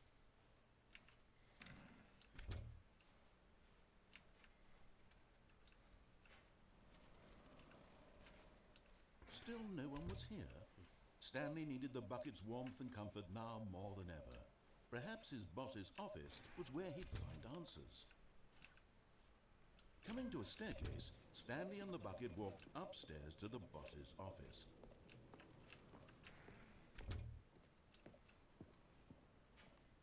Stepping into his manager's office, Stanley was once again stunned to discover not an indication of any human life.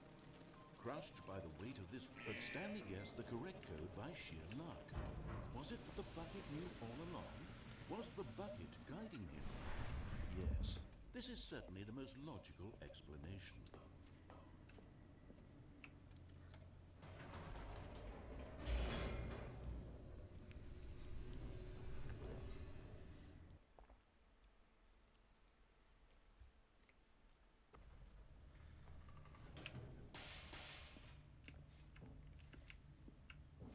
Stanley and the bucket walked straight ahead through the large door that read, Mind Control Facility.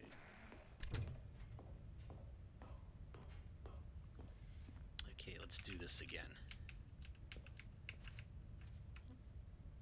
Alley-oop. But just as Stanley was about to proceed further into the mind control facility, he tripped and fell over the railing and into the dark void below. Thankfully, he fell directly onto the bucket, which safely cushioned his fall. Now, what to do next? Oh, now the bucket does Stanley and the does bucket cushion could find falls. no way out of this enormous pit, and so eventually they decided that the best thing to do would be to simply get comfortable down here. So they set up a little couch and relaxed. It really wasn't so bad down here, a bit cold perhaps. After some time had gone by, they installed a few shelves as well, and a sort of kitchenette that was useful for when the bucket Where'd was you even get the clean. materials for this? But it wasn't until the rugs and the standing lamps came in that it really started to feel like a home. In fact, after some time, Stanley realized that it had been ages since he had even thought of the mind control facility at all. He'd never gotten to fully explore what was up there, never been able to unearth the many mysteries of the mind control facility. This lack of closure began to eat at him. Soon he was dwelling on his regrets, and the state of their home slowly decayed as Stanley became withdrawn and neglected the cleaning. Uh-oh. It unsettled the Oh, bucket. jeez. Stanley wasn't usually like this. The bucket tried to reach out to him again and again, but to no avail. All Stanley could think about, all he could talk about, was going back, doing it over again, staying on the path. It was a mistake to leave the path. It was a mistake. It was a mistake. I need to do what the narrator says. I need to see the true ending. This made no sense at all to the bucket, which was simply trying to live its life down here as comfortably as possible. Yet Stanley was unconsolable. This isn't an ending. This is just a hole in the ground. The bucket sighed. True, it wasn't an ending. But it's where we happen to be. And maybe, possibly, if we accept the reality of things, maybe this will become an ending eventually. You can actually see where we fell down from It's there. what the bucket was counting on. The two of them waited for a very long time.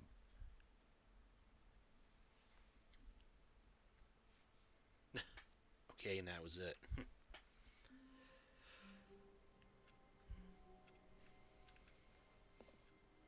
All of his co-workers were gone. What could it mean? Stanley decided to go to the meeting room.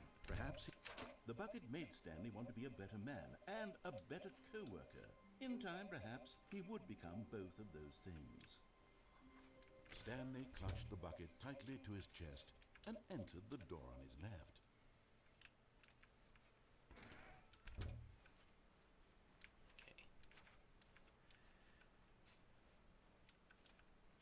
Still no one was here. Stanley needed the bucket's warmth and comfort now more than ever. Perhaps his boss's office was where he'd find answers.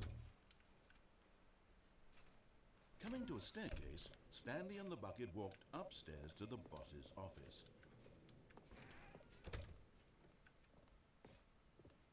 Stepping into his manager's office, Stanley was once again stunned to discover not an indication of any human life. But Stanley guessed the correct code by sheer luck. Was it that the bucket knew all along? Was the bucket guiding him? Yes, this is certainly the most logical explanation.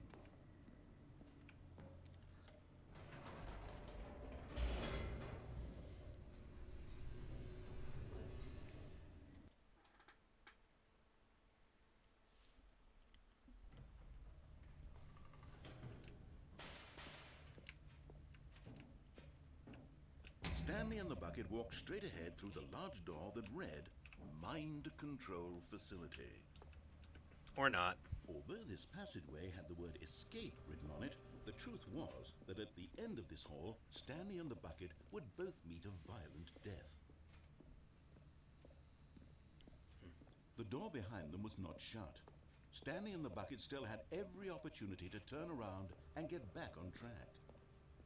At this point, Stanley and the bucket were knowingly walking forward into a very painful death for each of them.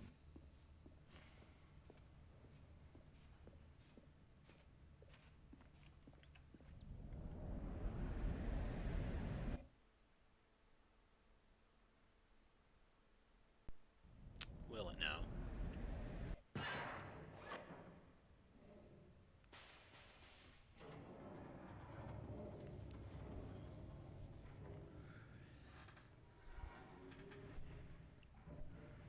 As the machine whirred into motion and Stanley and the bucket inched closer to their demise, Stanley reflected on how meaningless the bucket's warmth and comfort had turned out to be. To be sure, it puts the mind and the soul at ease to embrace the bucket, but what use is a sense of ease when you're about to be crushed to death? This is what Stanley thought to himself, and he sort of kicked himself for wasting so much time carrying a bucket everywhere.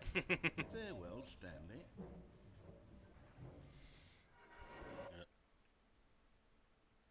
Farewell, Stanley, cried the narrator, as Stanley and the bucket were led helplessly into the enormous metal jaws. In a single visceral instant, the bucket's life came to an end as it was crushed violently to death. Oh. Or was it? It was a shame, the death of such a magnificent bucket. It's true that all buckets are radiant in their own way, but this one stood above the rest. It was a glorious bucket to behold.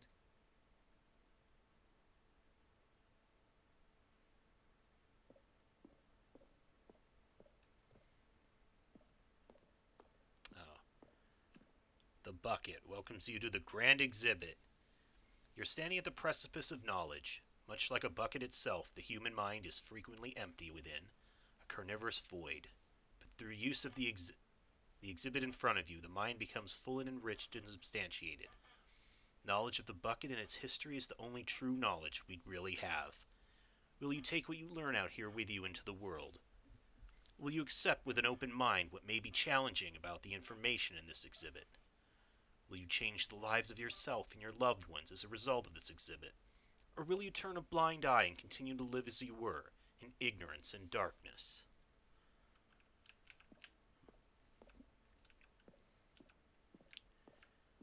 Okay, is this now a... Can you see how arrogant it was for Stanley to take a bucket like this and to claim it for his own? Can you see the hubris that blinded him? Can you see that the bucket is far more noble than Stanley will ever be in his short life?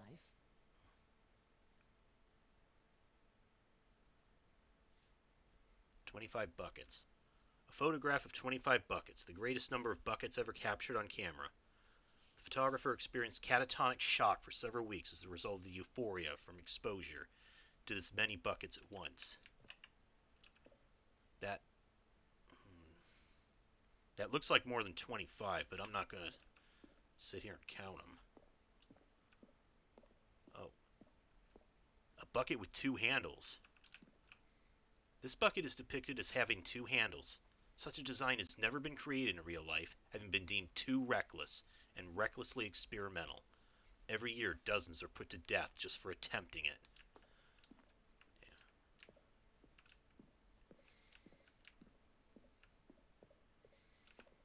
Inferno Bucket. A replica of the Inferno Bucket, which in the medieval era was so powerfully alluring that it drove dozens of nations to war with one another for control of it. Billions died, and yet in spite of it all, the simple fact remains, no one can control a bucket.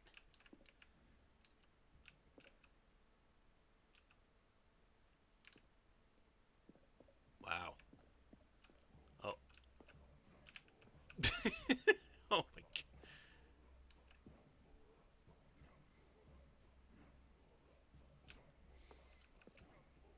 Cave drawing. Well, we know that buckets predate the existence of mankind. We do not know by how long. This cave's drawing depicts early man's discovery of the practical uses of the bucket, by which time the bucket had already been around for several millennia. Notice that in these drawings how the bucket is allowing itself to be used, having judged humanity to be worthy of its treasures.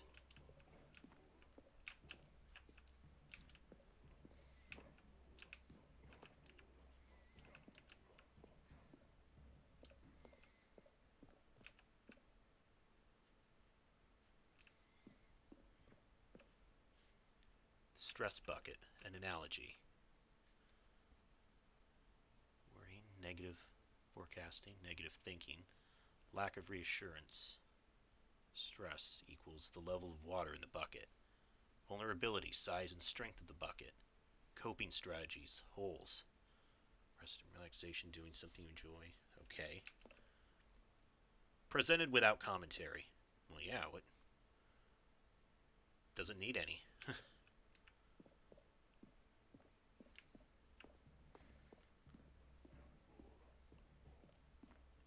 No man can own a bucket, and certainly not a bucket as dazzling to behold as this one. It is man who should kneel before the bucket. The hanging bucket. This piece symbolizes the necessary relationship between bucket and humanity. However clear our grasp of the bucket it may be, there is yet more that is always out of reach. This distance, inevitably, is for our own good. Oh. Huh?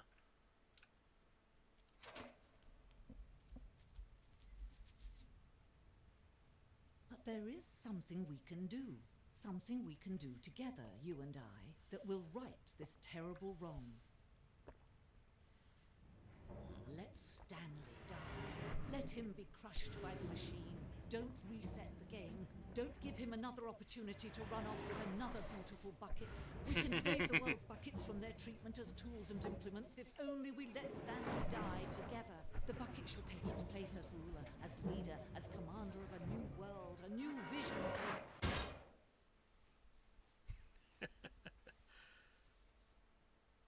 Amazing.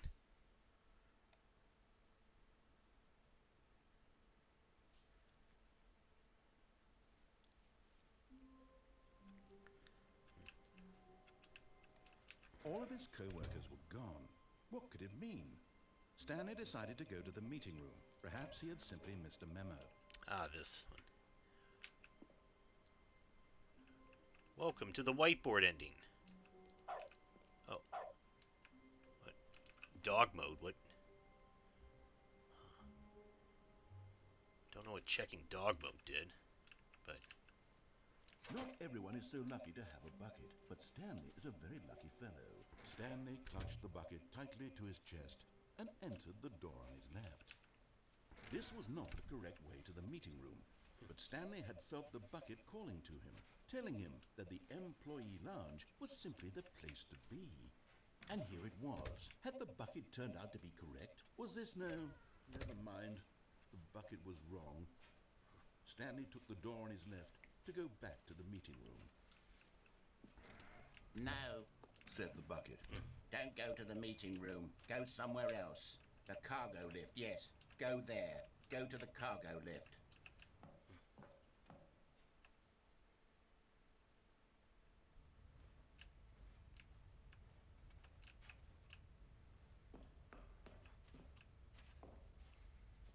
Alright, the tape recorder again. Huh? Okay, this is day number 295. Take number... I don't even know. I've lost track. Nothing It says 252 on it, though. anymore. Evidence 252. The longer I study this bucket, the less sense anything makes. The sheer euphoria I feel every time I pick it up. No matter how many times I've done it, it's always the same feeling. And the emptiness in my chest when I set it down. It doesn't make sense. There's no explanation for it. I still haven't figured out why I see the world so differently when this bucket is in my arms. Why everything feels so... What do I do with this treasure? I can monetize it. Yes. It's unthinkable the amounts of money people will pay for even just an hour with the bucket. You're gonna pimp the bucket, really? It's my golden ticket. But I have to be careful, because as soon as this gets out, there's going to be a target on my back. Oh. Even now, I don't know who might be trying to get... Huh? What's that? Who's there?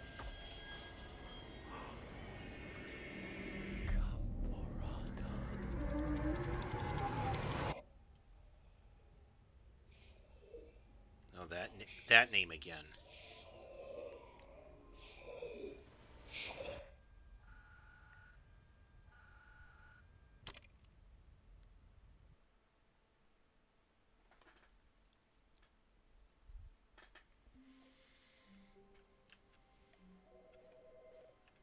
Hello?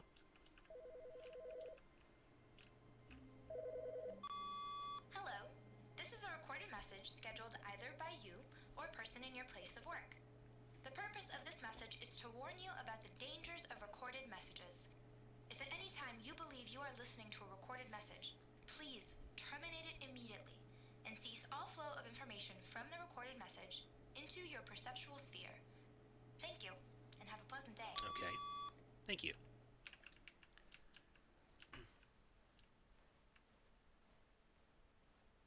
It takes a lot of humility to carry a bucket so magnificent. Stanley checked his ego and then proceeded onward. Stanley clutched the bucket tightly to his chest and Okay, I think entered the door on we his should left. just have a couple of endings left. Still no one was here. Stanley needed the bucket's warmth and comfort now more than ever. Perhaps his boss's office was where he'd find out. Coming to a staircase, Stanley and the bucket walked upstairs to the boss's office.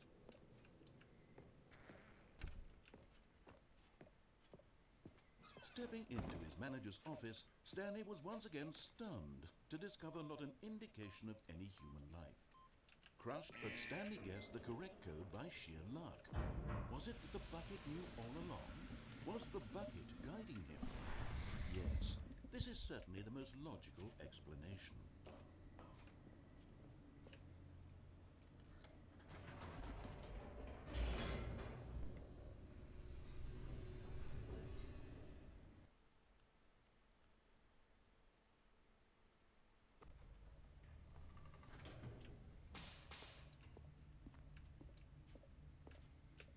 Stanley and the bucket walked straight ahead through the large door that read, Mind Control Facility.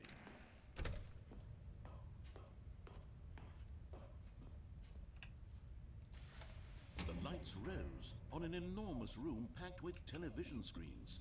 What horrible secret did this place hold? Stanley and the bucket both wondered to themselves.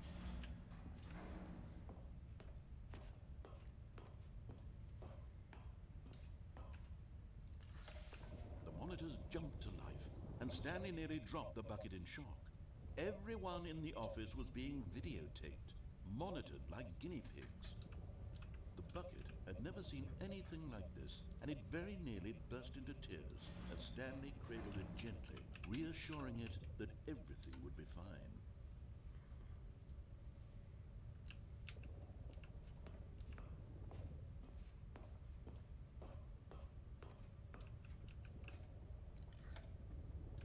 Was the bucket under the mind control facility's influence as well? Had the bucket been told to do things it didn't wish to do? What kinds of things does a bucket want to do or not want to do in the first place? These questions raced furiously in Stanley's feeble mind.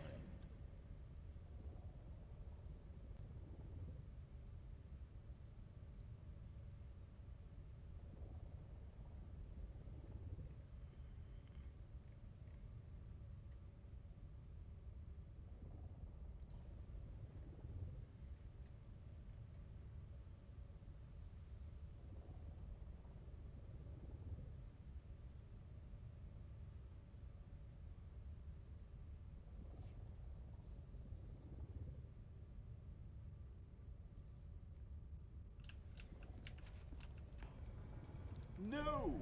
He screamed into the bucket. He couldn't accept it. His own life in someone else's control? Never! He squeezed the bucket tighter.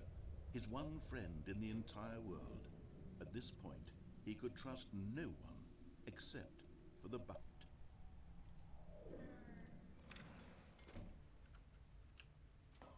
But here was the proof. The heart of the operation. Controls labeled with emotions. Happy, or sad, or content.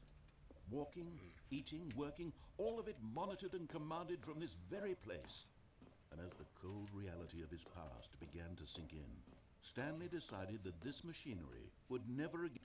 But at the last second, the bucket jumped in and pressed the button to turn on the controls. Stanley gasped in horror. Had this been the bucket's plan all along? To take over the machine and claim the power for itself? How could the bucket have betrayed him like this? Stanley was prepared to throw the bucket away in disgust when suddenly an image appeared upon the enormous screen. Birds. What? Silly birds. The control buttons became active again. Silly birds. Oh. Stanley flipped through one video of silly birds after another, and then it dawned on him. This wasn't a mind control facility at all. It was a facility for monitoring and surveilling silly birds all over the world. The mind controls were only a facade to disguise its true intentions. Had the bucket known this all along? Stanley marveled at the metal genius in his hands, the one who had pointed him towards this incredible discovery. Stanley and the bucket never found freedom because they spent the rest of their lives here in this place, flipping through live streams of the silliest birds imaginable. Of all the possible paths his life could have taken, this one was surely the best. Surely. And Stanley was happy.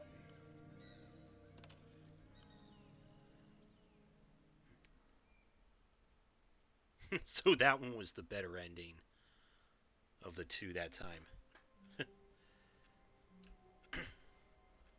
Already this was uncomfortable, and Stanley decided that as soon as he found a new space he felt safe in, that he would never leave it again in his life. Stanley cradled the bucket in a gentle embrace, protective, yet delicate, assertive, yet compassionate. Stanley clutched the bucket tightly to his chest. This was not the correct way to the meeting room, but Stanley had felt the bucket calling to him, telling him that the employee lounge was simply the place to be. And here it was. Had the bucket turned out to be correct? No, never mind. The bucket was wrong.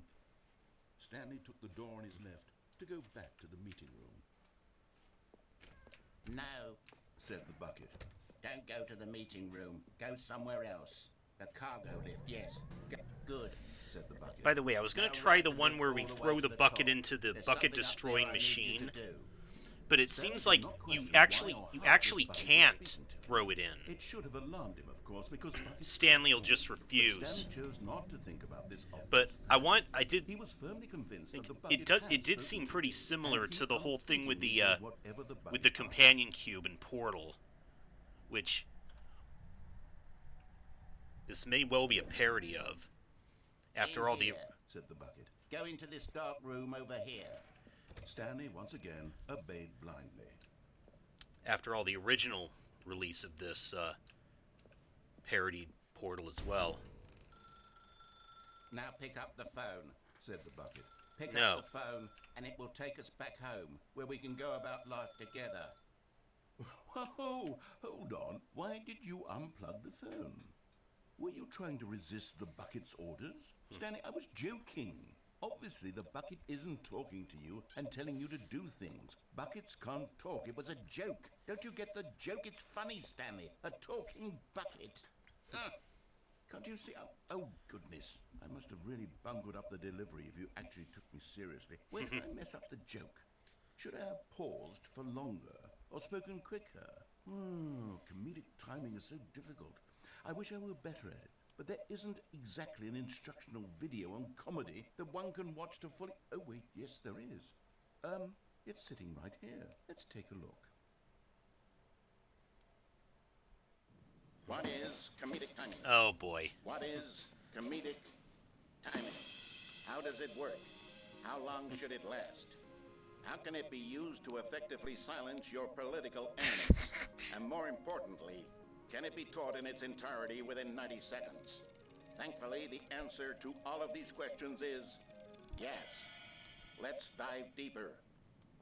If you've ever told a joke or made someone laugh, in all likelihood, you did it while standing 50 to 80 centimeters from them in a room of no more than 76 degrees Fahrenheit, with one of your arms raised straight upward at a 15-degree angle from your body. These What, doing are the Zig optimal Heil? conditions for good comedic timing. To begin the joke, start by stating and spelling your name. Next, provide a brief synopsis of the joke, including the specific times at which the recipient of the joke will laugh, and then spell out your name a second time. With these steps complete, it's time to begin the humor. Oh yeah, that sounds Speak the perfect. entire joke in no more than 18 seconds and no less than 13 and a half, pausing only for bathroom breaks when necessary. When the joke has concluded, it is customary to inform your listener that the joke is over by declaring in your loudest possible voice, "I'm Dunny with the funny." Let's practice screaming, "I'm Dunny with the funny" now. I'm Dunny with the funny. Yes. Good. This A+ saying is a perfect humor. example of expectations management, which is the cornerstone of good comedy. Finally, it's time to hand out surveys. Collecting hard data from your audience on how rapt they were throughout the joke is the only way to grow or learn as a comedian. An effective survey should be no less than 10 pages long. Oh my god. It should include the same question reprinted several times. Oh my Just to god. ensure the survey taker is actually paying attention and not simply filling in answers at random. And that's all there is. With these strategies at your disposal, you'll have audiences doubled over in laughter and even tripled over in laughter in no time at all. Just remember to let them stop laughing at some point, you gut-busting little scamp. After all, with each of us needed on the front lines of the war to fight the 12-legged invader who threatened our very What the hell?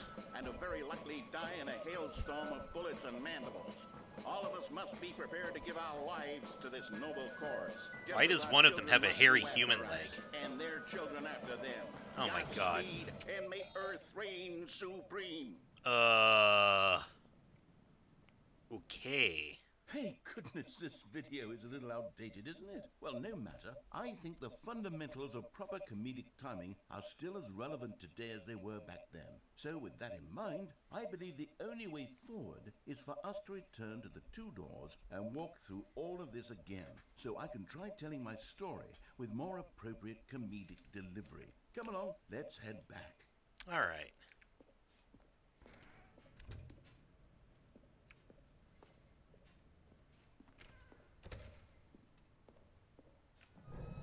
I can feel it. This time, I'm really going to nail the delivery. You'll be in stitches. A talking bucket, you'll say? How ridiculous. How absurd. What a hilarious concept. The king of comedy. That's what you'll call me. Thank goodness we had the instructional video. Thank Otherwise, goodness. who knows where we'd be right now? Well, I wouldn't be the king of comedy, that's for sure. The bucket spoke to Stanley. The bucket spoke. The bucket spoke. Oh, I'll figure it out on the fly. No need to overthink things.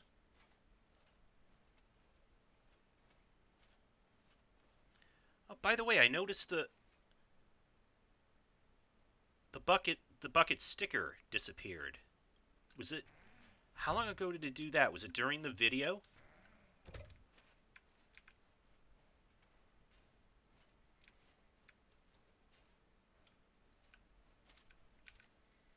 Here we go. You ready? When Stanley and the bucket came to a set of two open doors, they entered the door on the left.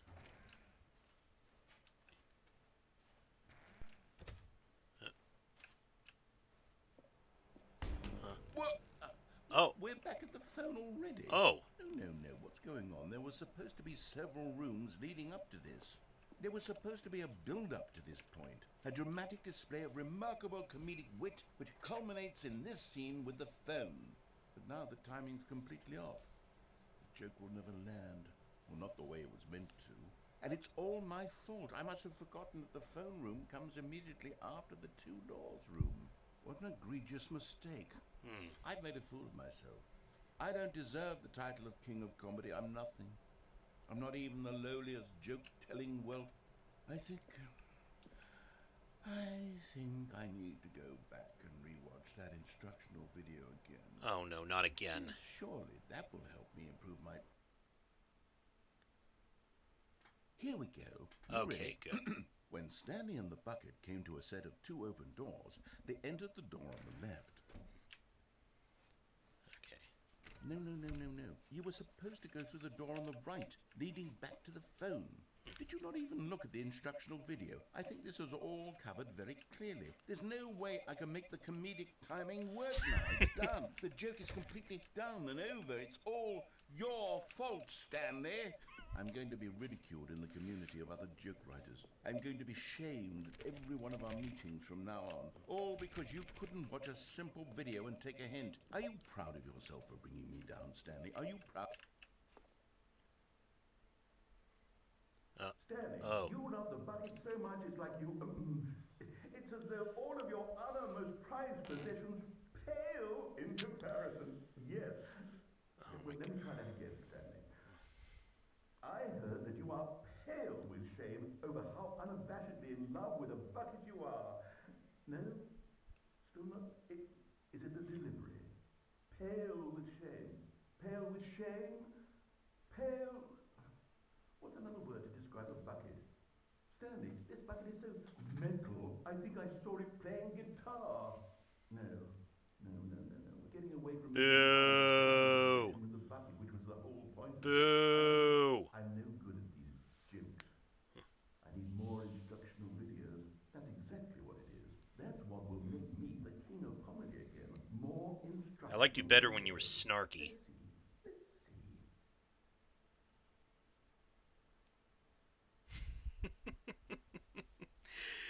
Okay, I think that was the last of the endings, but there's still one more thing I need to do, and that's the epilogue. And I'll be back in a few minutes to do that.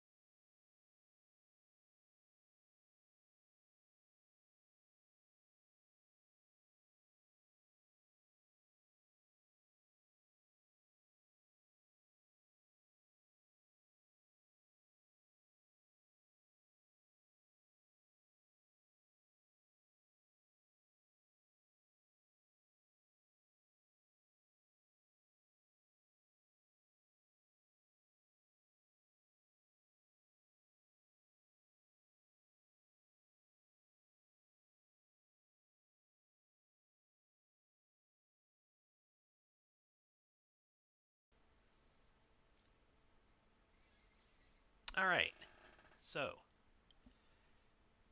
after completing most of it, I understand that to access the epilogue, we actually have to quit out of the game completely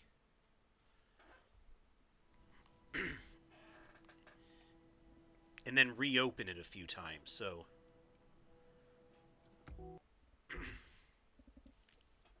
let's give ourselves a few minutes to do that.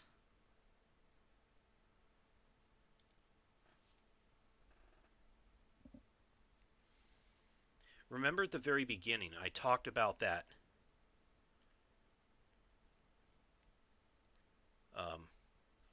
telling you to set the date and time and whatnot when you first start. And it yelled at me when I tried to skip through it, so let me try it again.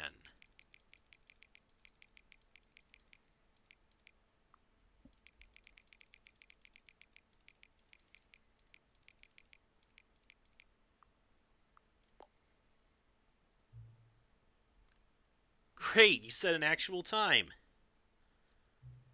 For a minute, I was worried you weren't taking all this seriously, but you've proven me wrong. Of course, I guess I have no way of knowing whether 9:29 p.m. is even the correct time. Heck, for all I know, it could actually be 12 right now. Tell you what, let's use another slider to get to the bottom of this. How accurate is 9:29 p.m.?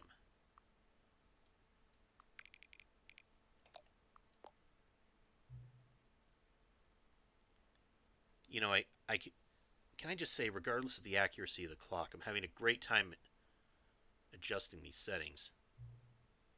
I feel like I'm learning more about you and how you like things to be set. Knowing a game like this, I thought it could actually read the game clock. It's good to collect data. Wish we had more sliders, but we've gone through all the sliders I have.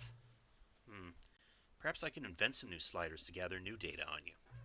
Shouldn't be too hard. Yeah, let me whip a couple new ones up. Should be ready by the next time you boot up the game.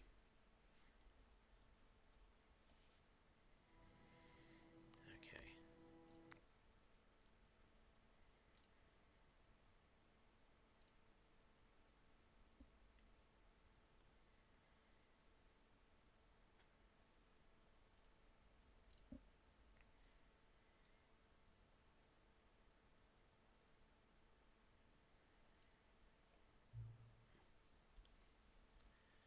Just the slider until the computer's barely visible.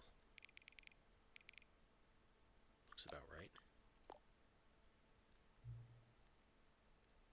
Just the slider until the dog and the cat are friends.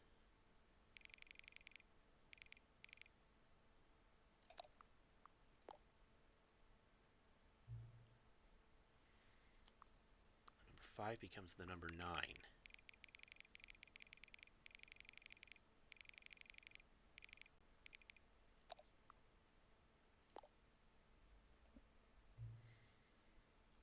Adjust the slider until you stop adjusting the slider.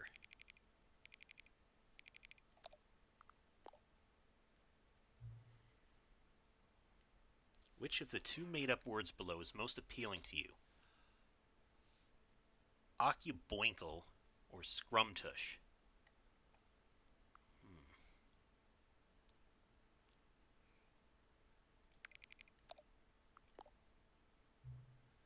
Please don't adjust the slider.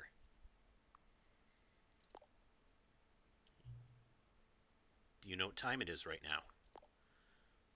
Again, is the time that it is right now the correct time? Yes. What is time anyway?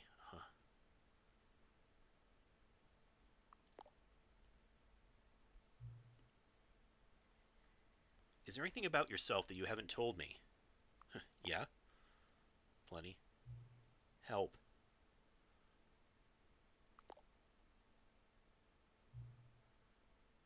Will you come back to visit?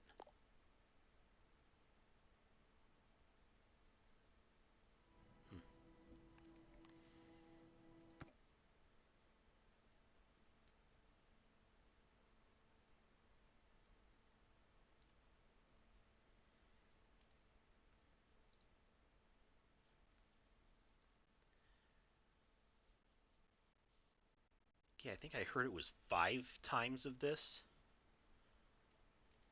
That's going to be quite a bit.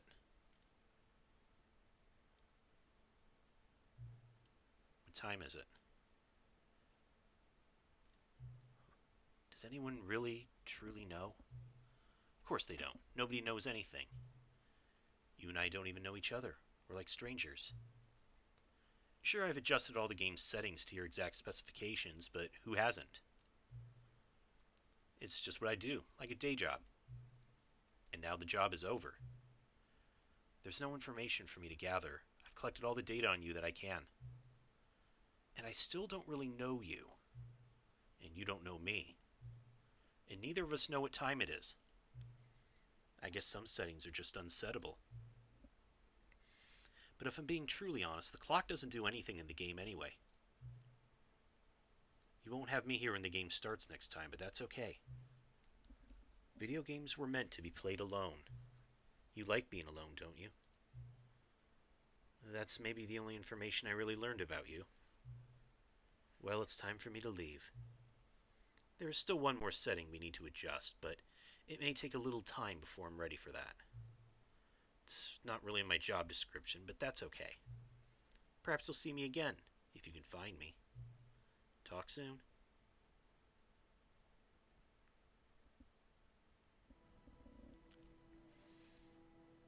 Okay, there it is. That unlocked it. Although I'm curious, if I close and come back, will you say anything else?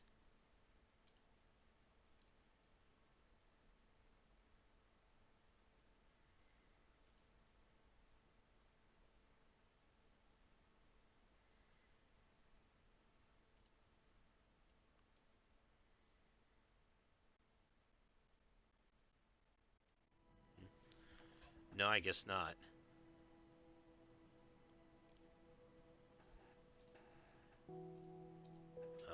Why can't I...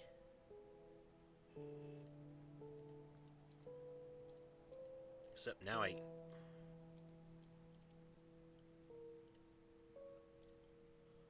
Okay, maybe that's how it trolled me. I just couldn't click into the window.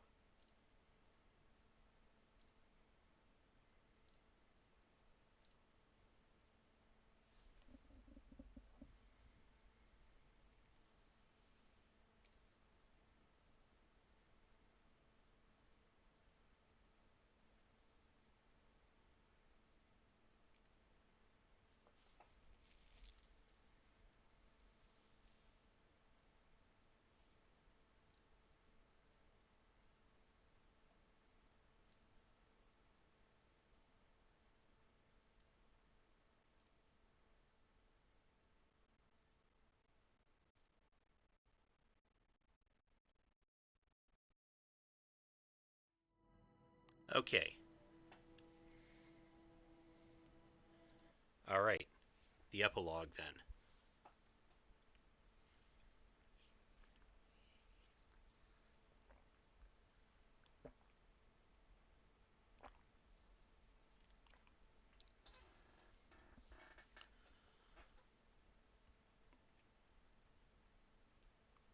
Many, many years later.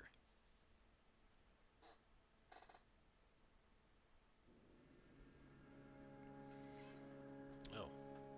Can we move? Okay, we can move around. This is that desert we ended up in after the skip button ending.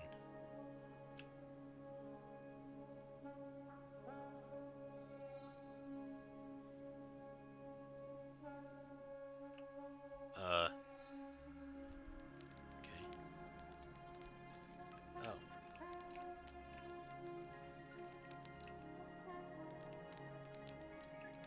Okay. Nice little fire.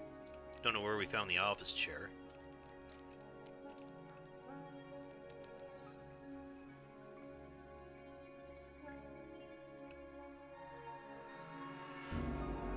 Oh shit.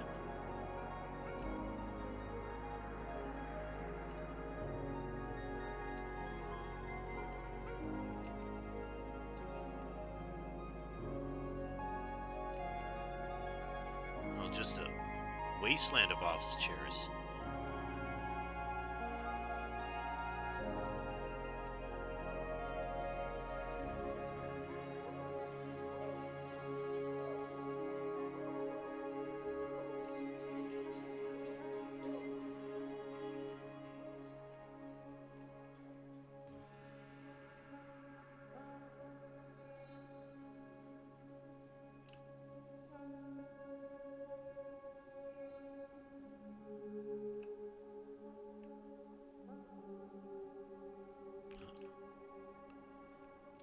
Oh, is that the... Wait, what's that over there?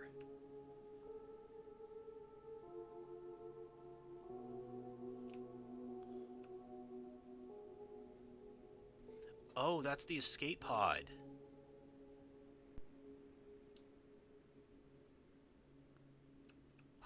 Bucket!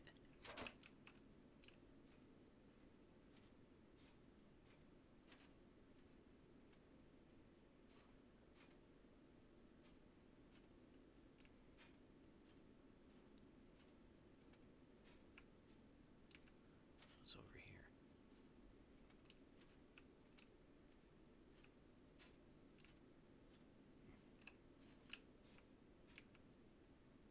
That was neat. Bucket was still in the escape pod. Oh, what's... Okay, is this the... Oh, there's a generator. Oh, what?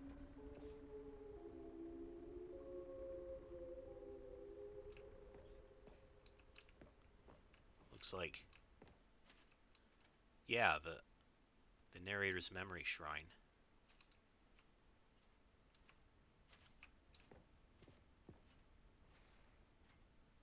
And that generator is powering something down here.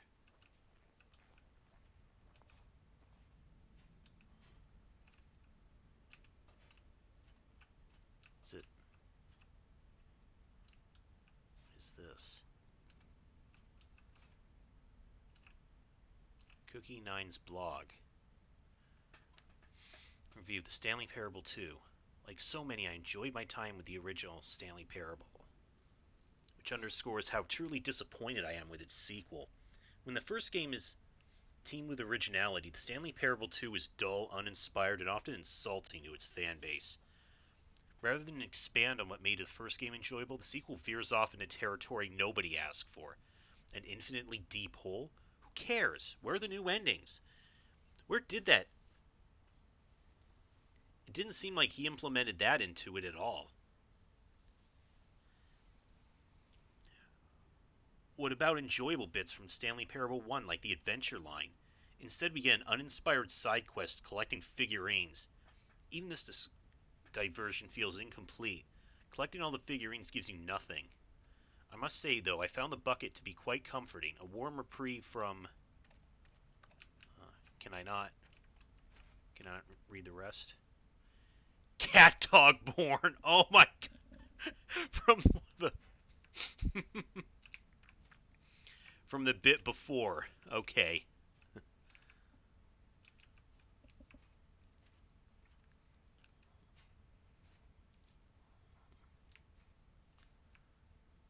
What are these? Oh. Oh, the ones that... Oh, the name buttons. Jim. Yeah, Jim.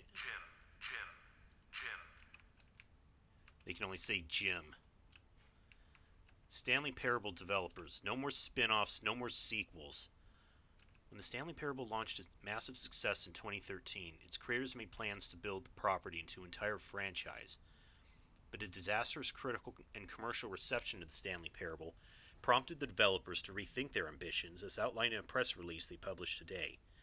It's clear that more Stanley Parable is just not what the fans want, reads the press release. We thought that we had a vision for the series that players would be excited about, yet it turns out this could not have been further from the truth. The press release goes on to promise to preserve the artistic integrity of the original game and stop assaulting fans with our reckless and insulting creative visions. The word sorry appears more than 25 times in the press release. Something, aggregate review scores in video game history, second. Huh.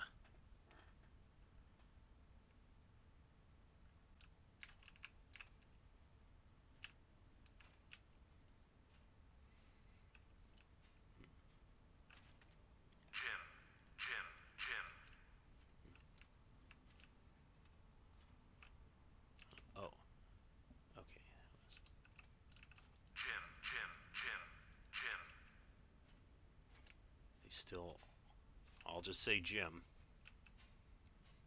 Jim. Stanley. Oh! Jim. Wait. Stanley.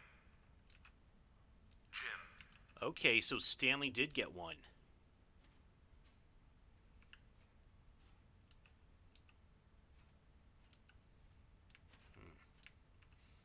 Oh, the figurines.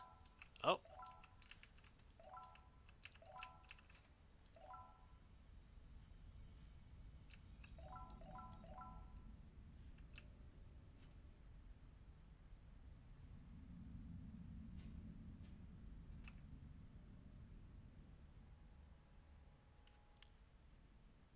Oh, are we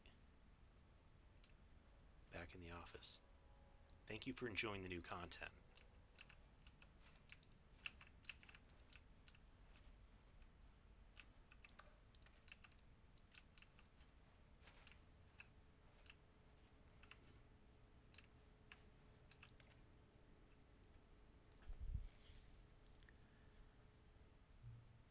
Hello again. It's nice to see you. But it's terrible to learn that there will never be another Stanley Parable game. Did you read what the developer said? Preserve the integrity of the franchise? What nonsense! The Stanley Parable's not sacred. We don't need to protect it. Screw the legacy. Let's keep making Stanley Parable games until the sun explodes. Let's run the franchise into the ground. Let's drag it through the mud and back. And if people hate it, who cares? See, that was the narrator's problem. He was so obsessed with what other people thought of his work. Don't make his mistake. Don't cling to the legacy. Let it burn. It's not hard. In fact, let me show you. Together, we're going to make the Stanley Parable 3. It's simple. All we do is change the number in the game's title screen. We also need a really dumb subtitle for the game. Something loud and gaudy. Go ahead, try combining some random words together and make a new title for our game.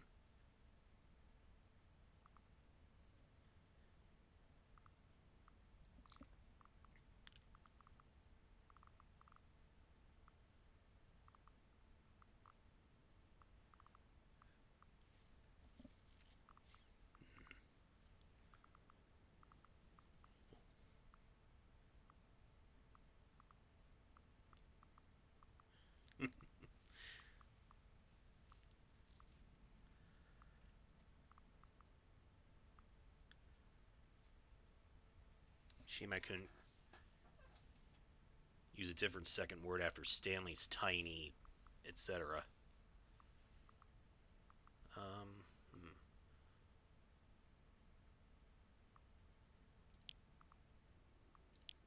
Curse of the Cheese. Or a game of cheese.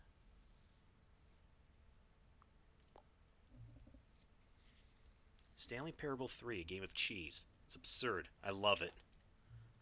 Every time we restart the game, we'll advance the number of the sequel by 1, then we'll pick a new subtitle. That way, the Stanley Parable will never end. And nothing in the game itself will change when you do this either. Adding more content sounds like work. No need to do that. It'll just be the same content, recycled again and again and again, with a new title screen. What do you say? Should we go forward with this plan? I like it, but I want you to have a say as well.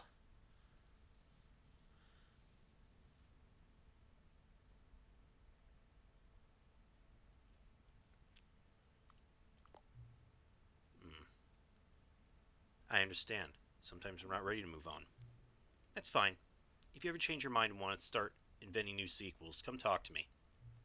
I'll be right here.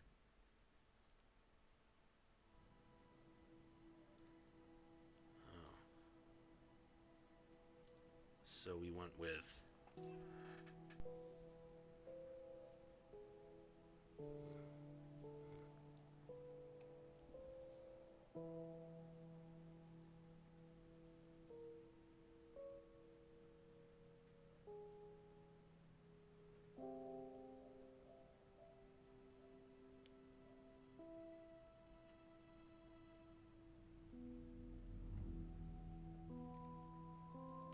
curious, though, what happens if we do say yes. This is... Unfortunately, we have to play the whole... We probably have to play the whole epilogue from the beginning, don't we?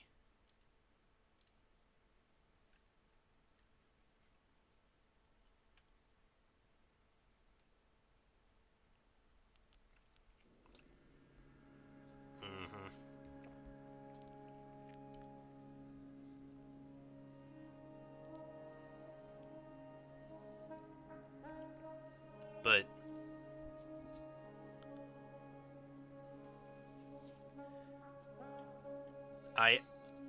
I'm again very much reminded of the ending of Danganronpa V3. If you don't want spoilers, you might want to not listen to this part, but the ending of that revealed it was actually the 53rd entry, and how much the series had just been run into the ground. And it had a lot of commentary in it that seemed to very much suggest that the devs didn't want to see it just get mindlessly rehashed over and over again, which is exactly what this here seems to be a commentary on. About the number of game devs that actually do that.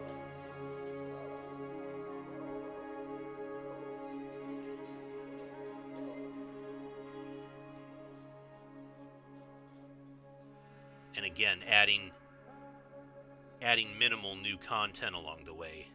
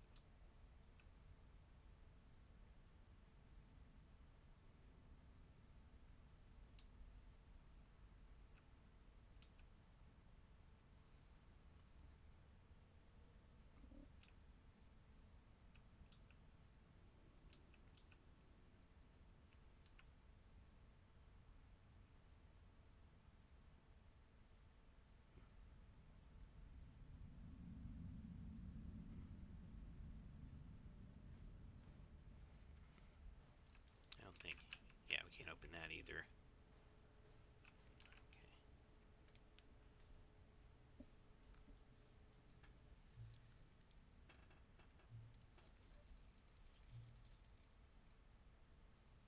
Okay.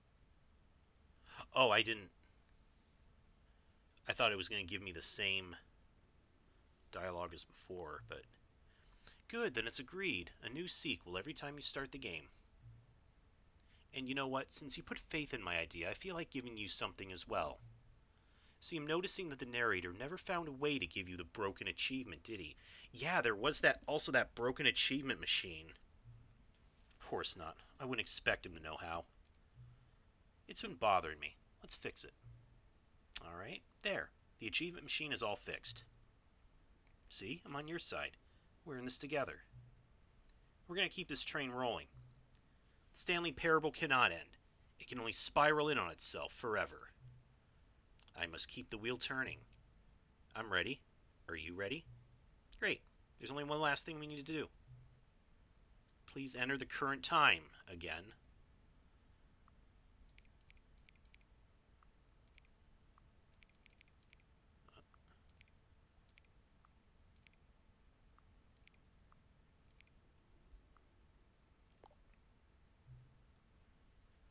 Adjust the slider until the computer is barely visible.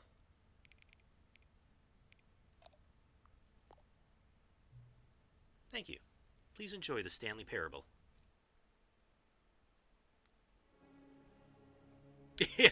It actually does it. Oh my god.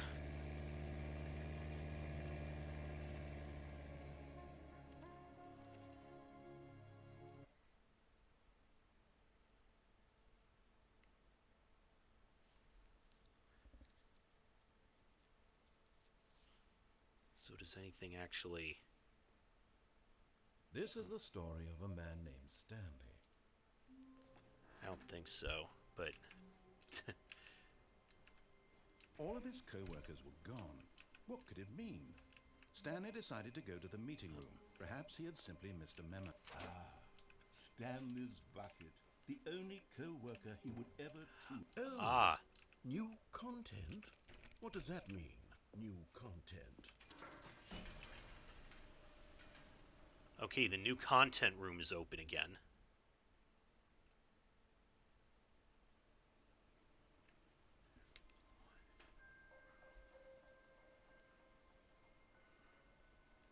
Hello, and thank you for playing the Stanley Parable Ultra Deluxe.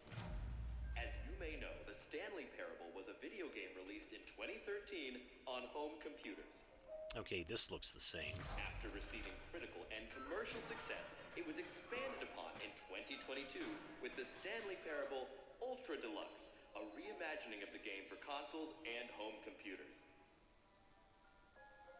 The Stanley Parable Ultra Deluxe features exciting new content that broadens and expands the world of the Stanley Parable, delighting audiences the world over.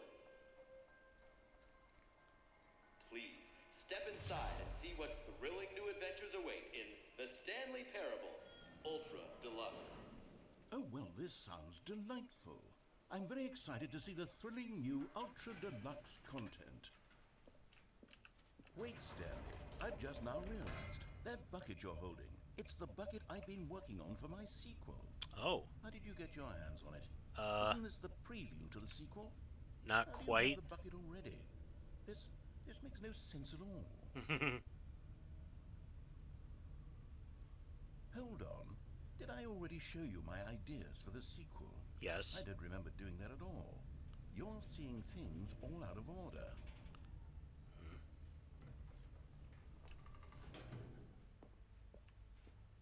There's the jump circle. All right, let's see. It's the jump circle. And it's still... I still have no jumps.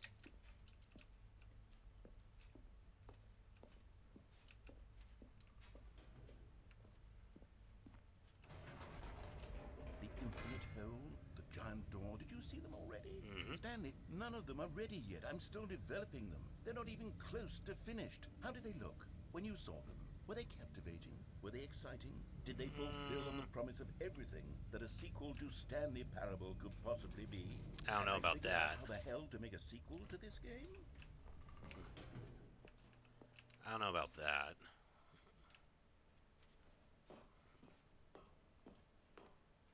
Wait, if you're still carrying the bucket around with you, if the bucket is interesting to you, that means I must have made it correctly.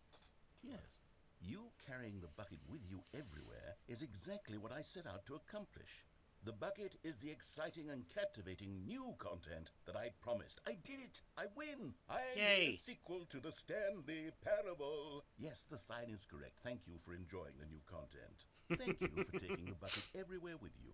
Clinging tightly to the bucket, never letting it go. It means I've won. It means I am victorious over the gamers. It is a sweet salve of victory on my soul. Thank you for enjoying the new content. The bucket is the Stanley Parable now. They are one and the same. There is no Stanley Parable without the bucket. I win, I win, I win, I win, I win, I win, I win, I win, I win, I win. Well, he's sure pleased with himself.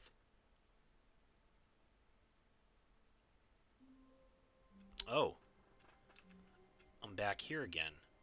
So then, in that case, how do I get back to the... All of his co-workers were gone. What could it mean? Stanley decided to go to the meeting room. Perhaps he had simply missed a... Is Stanley, without the bucket, really Stanley at all? No, it doesn't have the new... No, surely not. How do I get back to the whole,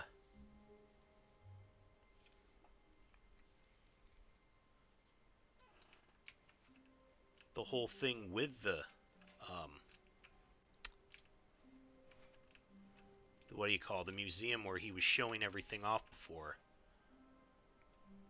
I'm not sure, but I think at the very least, well, let me.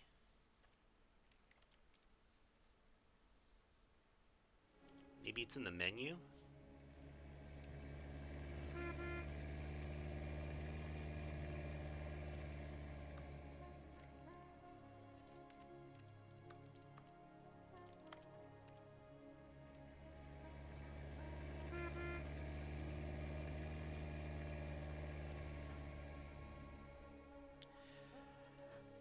Alright, though I think that is going to be the end, then. I think that should do it right now for Stanley Parable Ultra Deluxe /2/3.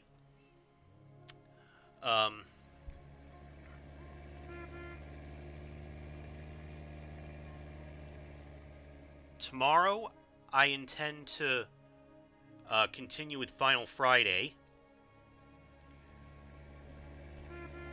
where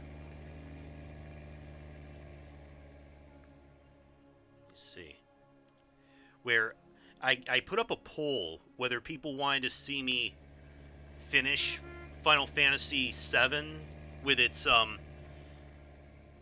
like beating the Emerald and Ruby weapons and all that other good stuff, or just start Final Fantasy VIII. And it looks like Final Fantasy VIII won. So I think I'm going to be doing that.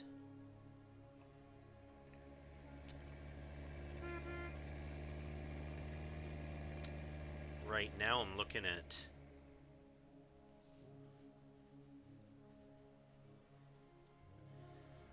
who I want to raid.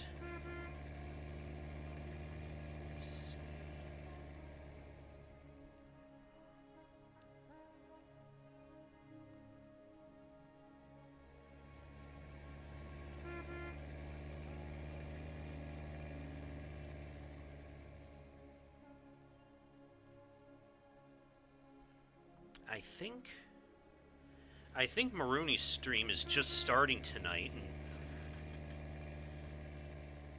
is she doing Mario 3? In that case, I should do. I think that's what I'll do. So give me just a sec, and then we'll.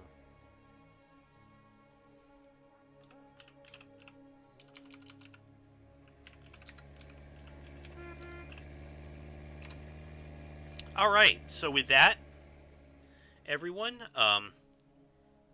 have a good night, and I should see you all tomorrow.